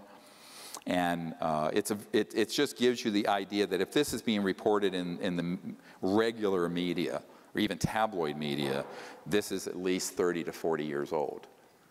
This. And it's basically a platform that can float over an area and knock out all electronics. Not only in a city, but over a battlefield or what have you, using pulsed microwaves. Now, this is not talking about scalar. This is pulsed microwaves. But when you pulse microwaves in a certain way, it can cross over into this longitudinal effect, and it can have an enormously destructive result. And this was actually getting reported. So if this is being acknowledged in the media, it means that it's at least 5, 6, 7 generations old. So in other words, this is not state of the art. Anything that's acknowledged in the mainstream media is going to be old technology. And the really state-of-the-art stuff is highly classified, compartmented, and unacknowledged, most of the really amazing stuff. So this brings us to, how do we get out of this conundrum? And if you put up the next one. I just want to share this. I shared this in my London presentation last month, or in September. And this is the French initiative. And you see the date on it. This is by far, we're about to release all of this with a report on the internet, document ever generated by a government on this subject. Urgent, 16 January 2007. The French government had decided to reach out to us to make peaceful contact with the ETs and bypass this entire unacknowledged world of cloak and dagger nonsense. And so through a series of meetings that happened over 3 or 4 years, this Dr. Moran and his people, a very senior guy, an admiral and PhD scientist, also a medical doctor, with the Ministry of Defense. This is an official Ministry of Defense letter to me and a few other people about this project. And what they wanted to do was to have the protocols established, and with this document came an entire separate attachment that had all the research and equipment that would be needed to do a friendly diplomatic contact with these civilizations in France. And so we cooperated with that. This was something that was not talked about until September. And I referred to it some years ago. Those of you may remember, I talked about a major G7 country whose Ministry of Defense was reaching out to us to make peaceful contact. This is it. You know, I'm speaking of it now because that government left. It was Sarkozy, the President Sarkozy. And enough time has passed that I feel like I can talk about it without too many ruffled feathers. There's still going to be ruffled feathers with this. But importantly, what you have to look at with this document, and it's basically an explanation. If you look at the translation, we had expected to do an event sooner and it kept getting delayed. And the delay was because of, as it says, politics. And there were people interfering with this attempt to go out and have a team of folks with the air support, security support, and have, like in Close Encounters of the Third Kind, a contact, a landing, or a near contact event under the official auspices of the Ministry of Defense of France. Now, when we started going back and forth with this communication, of course, everything I do is monitored in real time. The French ambassador to the United States got a very nasty phone call from our intelligence community and saying, "What the hell do you think you're doing?" And they really cussed him out. And he said, "Look, we're doing this, so we're a sovereign country." And basically what was said back to him was, don't do it anywhere near U.S. assets or U.S. airspace or U.S. territory, or you'll be in big trouble. And the French got very irritated by this. They said, we'll be completely within France and it's none of your business. So obviously there are elements within MAGIC in France who have run interference to interfere with this process. Every major country have elements. And so it's very political, it becomes very, very thorny, but the very fact that senior people in the Ministry of Defense of a major G7 country, group of 7, major economic country, would, and a nuclear power, would reach out to make peaceful contact using the Close Encounters of the Fifth Kind initiative is by far the most historic thing. And that's why this document, I think, is the most important document ever written, because it's not classified. I only kept it private because I didn't want to burn bridges to the government that was there. And it did involve all the way up to the President of France, this effort. We actually ended up going, I believe it was in 2010 or 2011, and did a CE5 event that actually had enormous results. And their military had cordoned off the airspace, directed, and we had a 2,200-acre estate in Brittany. And there were ET craft tracked going overhead at over 200,000 kilometers an hour, and all kinds of strange phenomenon in the field where we were, which the admiral was there. Now, no one knew that's who he was. This ended up being a demonstration event for the Ministry of Defense people, and it was directed by me. And the cover story was that it was a CSETI expedition for a weekend. So say if you sometimes come on these expeditions, there may be other folks there, huh?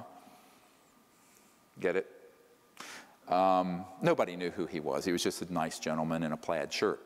But that's how these things have to happen. I mean, it wasn't my place to expose who he was. But they were very happy with the results and have learned a lot. And we're continuing to teach them about the concepts of non-locality and consciousness, remote viewing, coherent thought sequencing, electronic interface with thought that the ETs have, how to set up the correct philosophy and conditions for contact, on and on and on. And this is really the core of course, why I founded this organization, was to move us away from the brink of war into a time of interplanetary peace and universal peace. But at the same time, we have to understand that an operation like this isn't going on in a vacuum in outer space. It's going on within a world that's enormously dysfunctional, particularly with these national security issues and these sort of spy versus spy groups who interfere. And there was enormous interference between 2007 and 2010 trying to stop that process. And it continues to go on. I mean, it turns out there are people who are key involved with the liaison who are actually moles from MAGIC who are there to disrupt events, infiltrators. So this is what happens. I mean, this is welcome to my life. But, that should be of no surprise to anyone, and it was certainly no surprise to me. But ultimately, the fact that there would be a major initiative like this from a government like France for peaceful purposes as opposed to a warfare or militaristic purposes is a very positive development. Because I had a lucid dream years ago before I started these projects, and I'm part Cherokee and I have a lot of lucid dreams of the future. Met my wife that way. And when we were in the future, and we were at White Sands, where the first atomic bomb went off. And there was a beautiful event happening. And the US Air Force and government had moved off this dime of either denial or suppression or hoaxing and trying to create this false flag World War III conflict that's completely a hoax. And had decided, yes, we need to pick this other path and make peaceful contact. And a massive government-sanctioned CE-5 was happening, broad daylight, and this beautiful silver seamless object descended in a bed of a blue sky, landed, and an ancient elder, ET, came out of it, and this was all broadcast live. The whole world saw it. Now, you know, maybe, that was before I founded CSETI and the Disclosure Project and all this, and I was maybe in my early 20s when I had that dream, and I'm 60 now, so, you know, it's a potential future, but I do believe it's a potential future. And the way it's going to become a real future is for all of us to do that. Because guess what? You know who the leaders are on this? You guys. Not the president, not the Congress. Disclosure, contact, all of that first has to be the people. We, the people. It's going to happen by us banding together, making contact, being enlightened about what we're doing, not going out there with ray guns, but doing it for the purpose of an open relationship that's peaceful and enduring between our planet and these other planets. That is the only possible outcome anyway. The other outcome, any conflict, I don't care with any ET civilization, would be the complete destruction of their planet and ours. It would be much worse than a massive global thermonuclear war exchange. So there is no possible future except a peaceful one. So let's figure out how to do that. No matter what your belief systems about these various civilizations that are out there, my own assessment is that some are not really thrilled with us because, well, who wouldn't be? And some are maybe our distant cousins. and some are just getting involved and looking with some horror at what's happening. But ultimately, none of them are overtly hostile. If they were, it'd be over.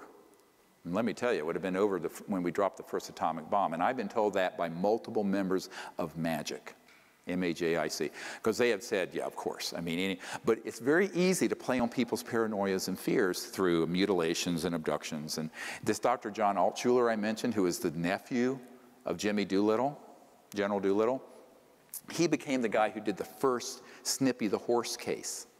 You know Snippy the horse, the cattle mutilation and animal mutilation case? That was him. He didn't get acknowledged because he wanted to stay in the background, but he was the scientist. I was staying at his home outside Denver, and he said, absolutely, that case was military, made to look E.T. for the purpose of scaring the hell out of people. I said, really? He says, absolutely. And then I met with a man, it was an accidental, you know, the universe works in strange ways. I'm sitting on a flight, flying, I think from Colorado or New Mexico to the East Coast, and the guy sitting beside me says, oh, I said, well, I'm a doctor. And he says, well, what are you doing out here? I said, well, I actually do stuff with UFOs. He says, oh, you're kidding. He says, let me tell you. And he owned a 250,000-acre ranch in northern New Mexico. And he said, let me tell you what they're doing to my cattle. And he said, but it is not alien, it's humans. And he had night scopes. He was a very wealthy man. And he said, these guys are coming in there with special silent helicopters, and we have them. My military advisor was on a ship where one landed in a fog, and they couldn't see it. They said, where is it, where is it? They said, look up, it's right above you, and there's no sound, completely quiet. He says, and we caught them red-handed doing these mutilations on my cattle. And he instituted a lawsuit against the U.S. government, but the group doing it was an unacknowledged group that's extra-constitutional, and the U.S. government said, we don't know anything about it. And the government people who said that were telling them the truth. See, this is real plausible deniability, right? Because they can honestly say, we don't know anything about this. So he took it all the way through the federal court system, it just got thrown out. Even though he had dispositive evidence, human, paramilitary, and U.S. military assets were doing it. And, you know, I've shared this with Linda Moot Howell and others. You know, an alien harvest, I said, alien baloney. This is being done by people who want to scare the hell out of the public as part of this psychological warfare that was launched in 1953. But there's another reason for it. They're getting raw materials that they do take from that. It's hard to do it underground. Take them to underground bases, which become culture media for the programmed life forms, the man-made ETs I'm talking about. We don't have time to go into what these nanotechnological things are, but let me just say cloning. Dolly the sheep wasn't the first cloned creature. So with the right electromagnetic pulse, it's very easy to clone a human or an ET, or take tissue from one, but you need some kind of biological medium. And that's what the cattle mutilations provide, and the other animal mutilations provide the biological medium for these experiments in the development of man-made fake ETs. And by the way, there was an intelligence official who kept calling Stan Romanek, telling him when he had that creature come into his kitchen and said, Stan, it's one of the fake ones. And he didn't know what it meant. I went out there with a MUFON investigator who investigates abductions. I said, yeah, it's a fake one. And he says, what do you mean? I said, I've been talking about this for 20 years. The literature is replete with the military involvement in these abductions. It's a fake one. It's man-made. It's made to look alien, to scare the hell out of people, but because it puts fear out in the community. I said, it's not extraterrestrial. It's man-made. But the cattle mutilations do two things. They provide a nexus for more fear. Oh my God, not only are they abducting people, they're mutilating. But then it creates a source of biological substrate material for the nano-bio-machines that are these biologicals that look alien.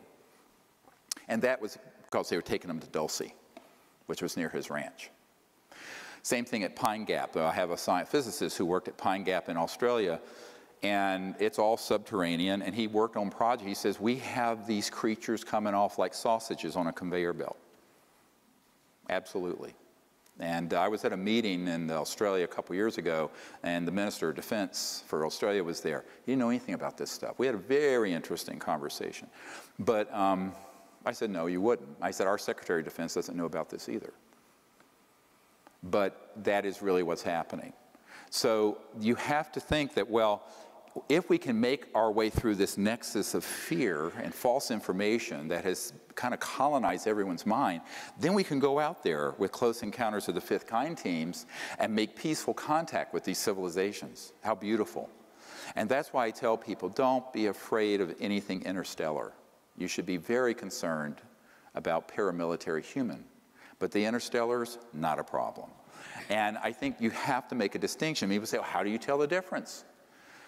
Well, an ET craft has no seams. The light from it is coming from refined materials that are so pure that the light itself looks like celestial. The beings themselves have a completely non-invasive, very intelligent, I mean, IQ of 400, 500, that range, and very conscious and spiritual.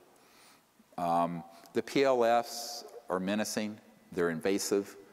The man-made Lockheed Martin, Northrop, SAIC, man-made discs, saucers, triangles have rivets and seams. It's quite clear to tell the difference, but you need to know there is a difference first, because otherwise you're going to think everything is alien, and it's not. And that's why I'm doing this webinar with thousands of people watching. It's going to go up on the web. Is that the public needs to know the difference between the real and the false, and what the agenda is for the false one, and how easy it is, whether it's through a cosmic 9/11 or some other scenario, to manipulate the public into fear and get on a war footing where we then suspend our liberties, our freedoms, and spend trillions of dollars and countless lives in a concocted, hoaxed battle. Don't be fooled again. We need to not be fooled again. And this is the big one that we need to wake up to. If enough of us wake up to this and then go out and make peaceful contact, then those folks who want to see us create a time of endless war can't have their way. They only succeed if you are sheeple who are going to follow along with the conventional wisdom like zombies half asleep. So I beg you to share this with everyone you know. And go out there and make peaceful contact. The other thing I'm calling for is this Whistleblower Act provision. If there are people in this audience or who know people who have been involved in these projects who can testify, and if there's an attorney team that will take it, we will initiate this lawsuit. And the next is mass defections. All of you know people who know people who know people. It's 2 or 3 degrees of separation. If you work your network, those of you listening who are in California in the high desert, there are people in Palmdale near Edwards, there are people in Nevada listening right now. You network in your community and you find people who are at these facilities that I named. And unfortunately that document didn't make it, but listen to it. And if they've worked on these projects related to ETs, UFOs, PLFs, program life forms, anti-grav, you may defect with impunity under the National Security Act of the United States. Why? Because we have proven today that there are dozens and dozens and dozens of officials in the US government, in the British government, and every other country who have been denied access through a criminal enterprise, a racketeering influence corrupt organization, the largest RICO in the world, that has involved itself in corruption, and therefore it cannot, if it is violating the US, British, and other constitutions, cite the National Security Act to provide cover. That is why on 2001, on May 9th, when we did the Disclosure Project, and I had 20-some people at the National Press Club over here, and then subsequently more than 100 that came forward in the book and videos for disclosure, none of them, even though they had top secret clearances on this issue, none of them ever got a phone call or a letter saying, be quiet. Because we had proven between 1992 and 2001, that this is an illegal, unconstitutional operation. So anyone listening who has a family member, a friend, a neighbor, someone you can network who's been in those projects or are currently in those projects, contact me at our website, Sirius Disclosure, S-I-R-I-U-S, disclosure.com.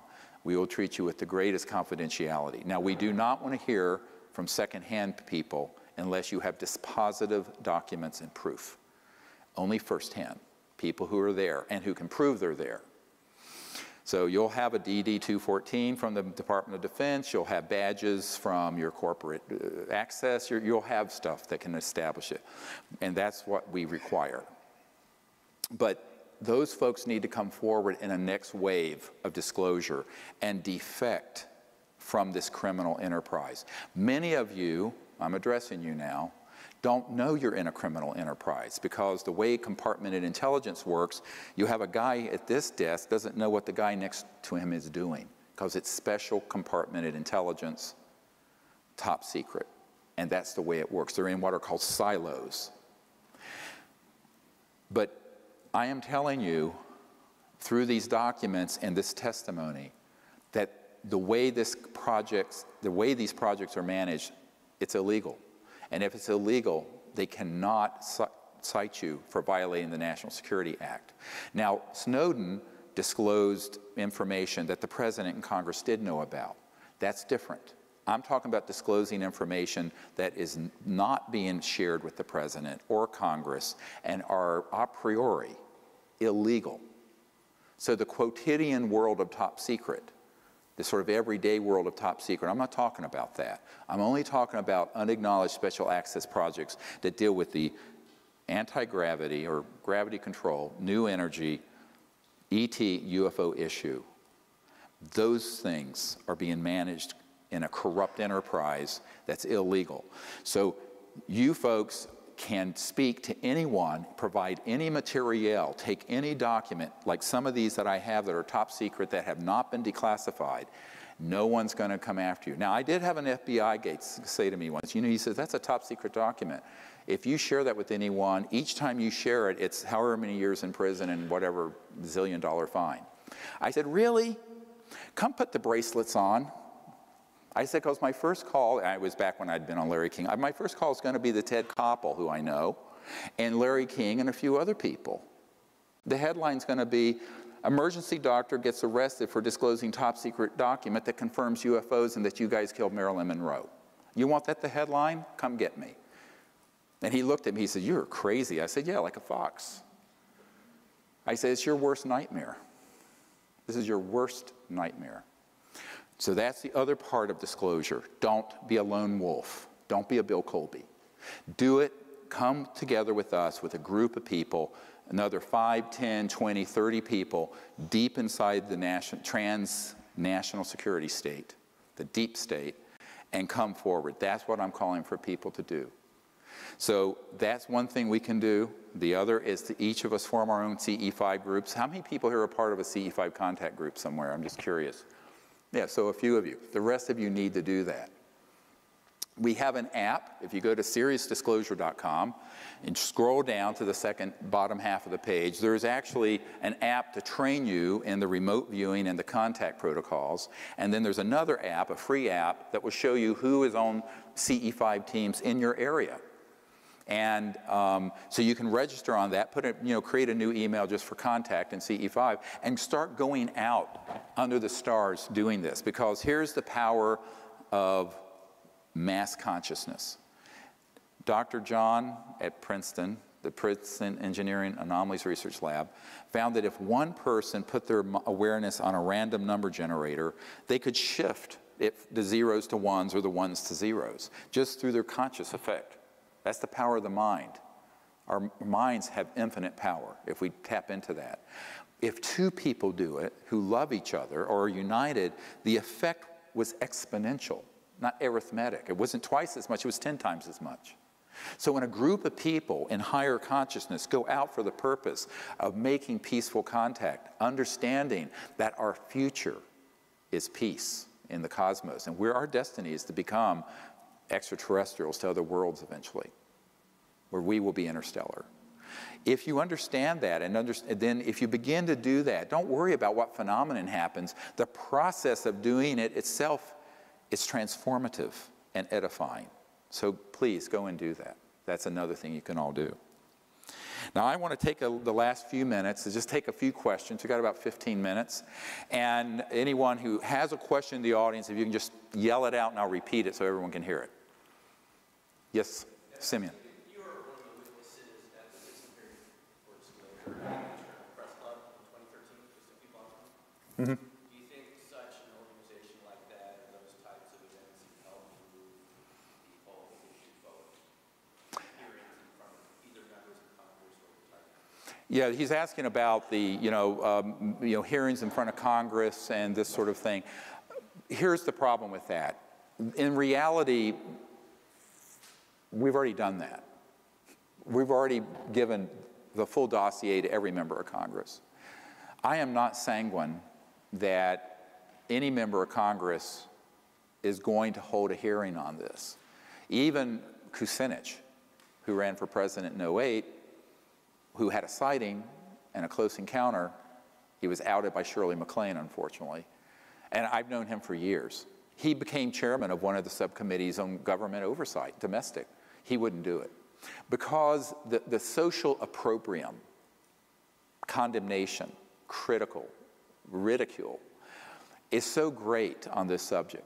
It's more likely that more and more people defecting and doing it through the new media and the internet would create a tidal. Now, at some point, either a contact event will happen that cannot be suppressed, or enough critical mass of people, a new wave of people defect where it just reaches critical mass.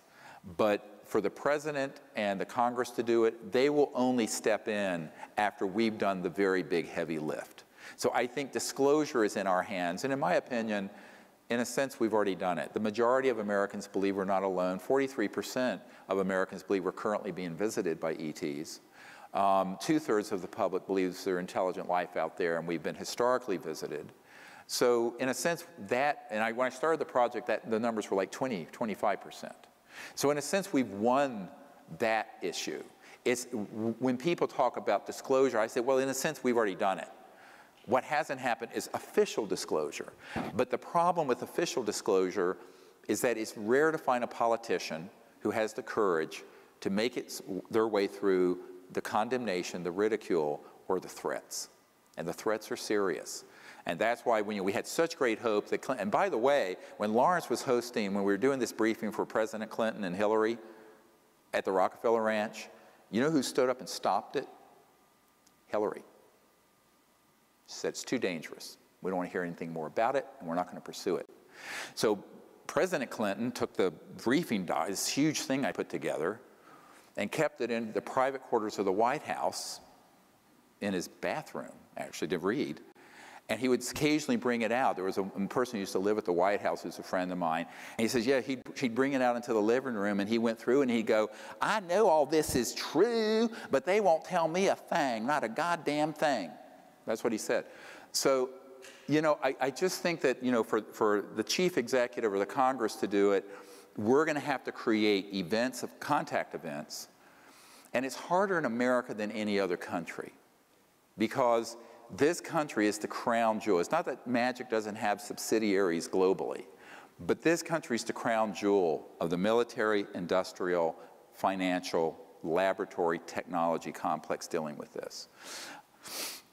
All other countries are an order of magnitude down in terms of what they have. And so for a president or a congressman to really go full bore at this, let's just say I'm not holding my breath. I'm calling for it. I think it'd be great if it happened.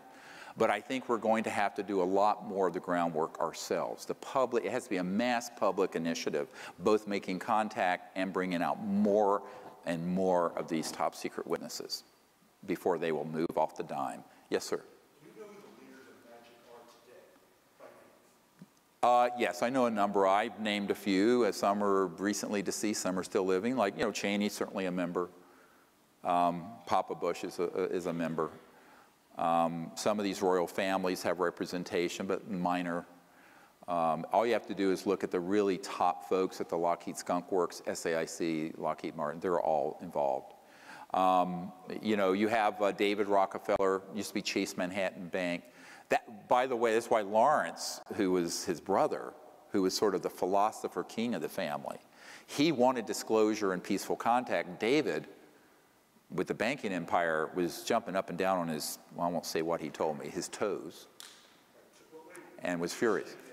You're saying that an officer of Lockheed, Northrop, or whatever, is a member of this group? If they're directly involved in the Skunk Works and the Cube, yes, they would absolutely have knowledge. And there are people within the military and CIA. I know people at the CIA who are a member of this group. And what's interesting, when I first did the meetings with the CIA director, about a third of MAGIC supported the concept of ending the secrecy and bringing this out. I've been told that the number is now 70% are in favor. And I've met with a number of them. They're more the younger generation. The problem is the other 30% would drop them dead just like they killed Bill Colby. So it doesn't take them, it's not a democratic system. It's who's willing to be a murderer, you know, who's willing to kill who. So it's, and the other problem is that this group, MAGIC, has elements that are splintered off of the main policy board, the main policy committee. So the folks who have gone off the reservation with electronic warfare systems, abductions, mutilations, those guys are in a paramilitary special operation, drug run. It's highly, and some of the people who are on the main, they don't actually have control over what those guys are doing. So people should get rid of the idea of some sort of top-down system. The architecture of the secrecy may have started that way, and much of it was under constitutional oversight with Truman and the early Eisenhower years, and then it went south. And it continues to go out of control, spinning out of control. So that's what you need to understand. Yes, sir? I mean, does this group conceive of themselves as, you know, people have talked about a breakaway civilization? I'm having a hard time getting my head around the end goal. Is it just endless warfare? Are they addicted to warfare? What is it? Okay, there are agendas within this group that are separate and competing, and sometimes they mesh. One would be macroeconomic global control. They want the oil system, the central utility system, and it's all a macroeconomic issue for those guys. Those would be more of the realpolitik folks like Papa Bush. Then you have the people who I mentioned are eschatologists. They would love to see a final battle happen that would result in the end of the world so that their Messiah or their Christ or whoever would return. I mean, they're religious nuts. I mean, they make the Taliban look like liberals. Then you have, well, really, then you have an element that are sociopaths who really like endless war. They love torture, they like destruction, they're addicted to it. And I've met with some of these people. They are true psychopaths and they're scary characters. And then you have an agenda that has to do with the fact that they're not so much still attached to the secrecy, but they don't know how to come clean without it being the biggest scandal in the history of the United States and many other countries. Because imagine this information coming out and being confirmed, and the world learns that for 60 years we haven't needed oil or gas or coal, that there have been all these things done. I mean, one of their concerns is that it could result in so much social instability they wouldn't be able to manage it.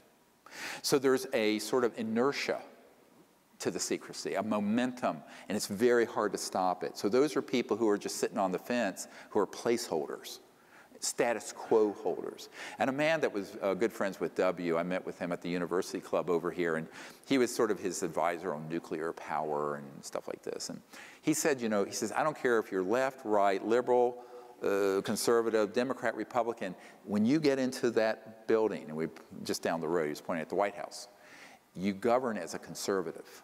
I said, what do you mean? I said, he said, you do not want to be in charge when something this big happens and manage that change. I said, oh, I understand what you're talking about. I had an admiral who was in charge of CONUS, who was part of, and then another guy named Admiral Harry Train, who became a member of MAGIC. You want names? I mean, I have a lot of names. And this guy said, well, CONUS is continental United States. security. And he says, my job is to maintain the homeostasis of the world energy supply, just to have nothing disrupted. That's why we're in the Middle East so heavily. He says, and what you're saying is true, this should never have been kept secret, it should come out, but I just want to retire from this command and go fishing at my ranch out in, I think it was Montana or Wyoming. He says, I just want to get out of this position. So, you have to, live in their shoes for a minute. And I have a lot of compassion for that. A lot of these people have inherited this mess that got started. And this is why Senator Goldwater said to me, he said, it was a goddamn mistake then, and it's a goddamn mistake now that this was ever kept secret. I'm quoting directly. I'm sitting in his living room. And, so there are a lot of people who find themselves as placeholders, and they just don't want to disrupt the status quo. So there are different agendas for the secrecy. Some is global domination macroeconomically. Some have this quasi-religious sort of end times, final battle in space nonsense. It's almost like you get into the wackiness of science fiction, but it's real, this Dr. Strangelovian view. Some, it's all just about maintaining the status quo of how the world operates. Because imagine if every village in Africa and every place in India had a free energy device, they had electrification, refrigeration, crops could be grown under controlled environments with zero energy cost. You would have the 2.5 billion people in China and India, their economic output would be parity with the United States. We only have 300 million. So the US and Europe only has 700 million, the rest of the world is 7 billion. Money flows to where economic prowess and power is, right? That's why America is the biggest economy. China's about to get there, but bestrides the globe. But this would change the macroeconomic thing almost overnight, certainly within a generation, 15 or 20 years. So those are folks who are looking at the reality of that kind of change and go, no, it's too big of a change. Now, that has been going on for 60 years or more. I mean, the secrecy on the energy stuff has been going on for 100. And that's what has led us to the precipice of an environmental meltdown and global injustice. And as more and more people are impoverished and a more and more elite parasitic kleptocracy has the money, this is a prescription for global revolution and upheaval and terrorism. So the more we stay on this path, the harder it's going to be. So even though the change is daunting to take on, it's still the right thing to do. And the longer we put it off, the harder it's going to be. So my advice has been, for 20 years, meeting with people in high places, do it. But it's easier said than done. Another question. Yes, ma'am. How can we help our children and the future scientists of the world, the future Teslas who are growing up in this educational paradigm? Who want to push and learn, and maybe they're being suppressed. What's the future of this education? It's a great question. Yeah. How do we help our children and our educational system and get them into this new paradigm? You have to do it yourself. The system will take too long to catch up. It'll eventually get there. So when you start talking about the whole area of consciousness studies, high-tech sciences, you're not going to be able to get that at MIT or in your public schools. But we as parents can provide that information to our children. The other thing is to encourage them to take risks. I mean, now we have bubble kids. Everyone's a bubble kid. I mean, I was ran all over the city wild. Now, my parents would have been in prison. We don't let children take any risks. But you know what? We become so cowardly and timid that if my parents' generation were like that, we'd all be goose-stepping to Adolf Hitler. So now there's an Adolf Hitler that's this Sub Rosa, Fourth Reich. And we have to have the courage to stand up to it. Now, there are costs to that. I've paid a very steep price.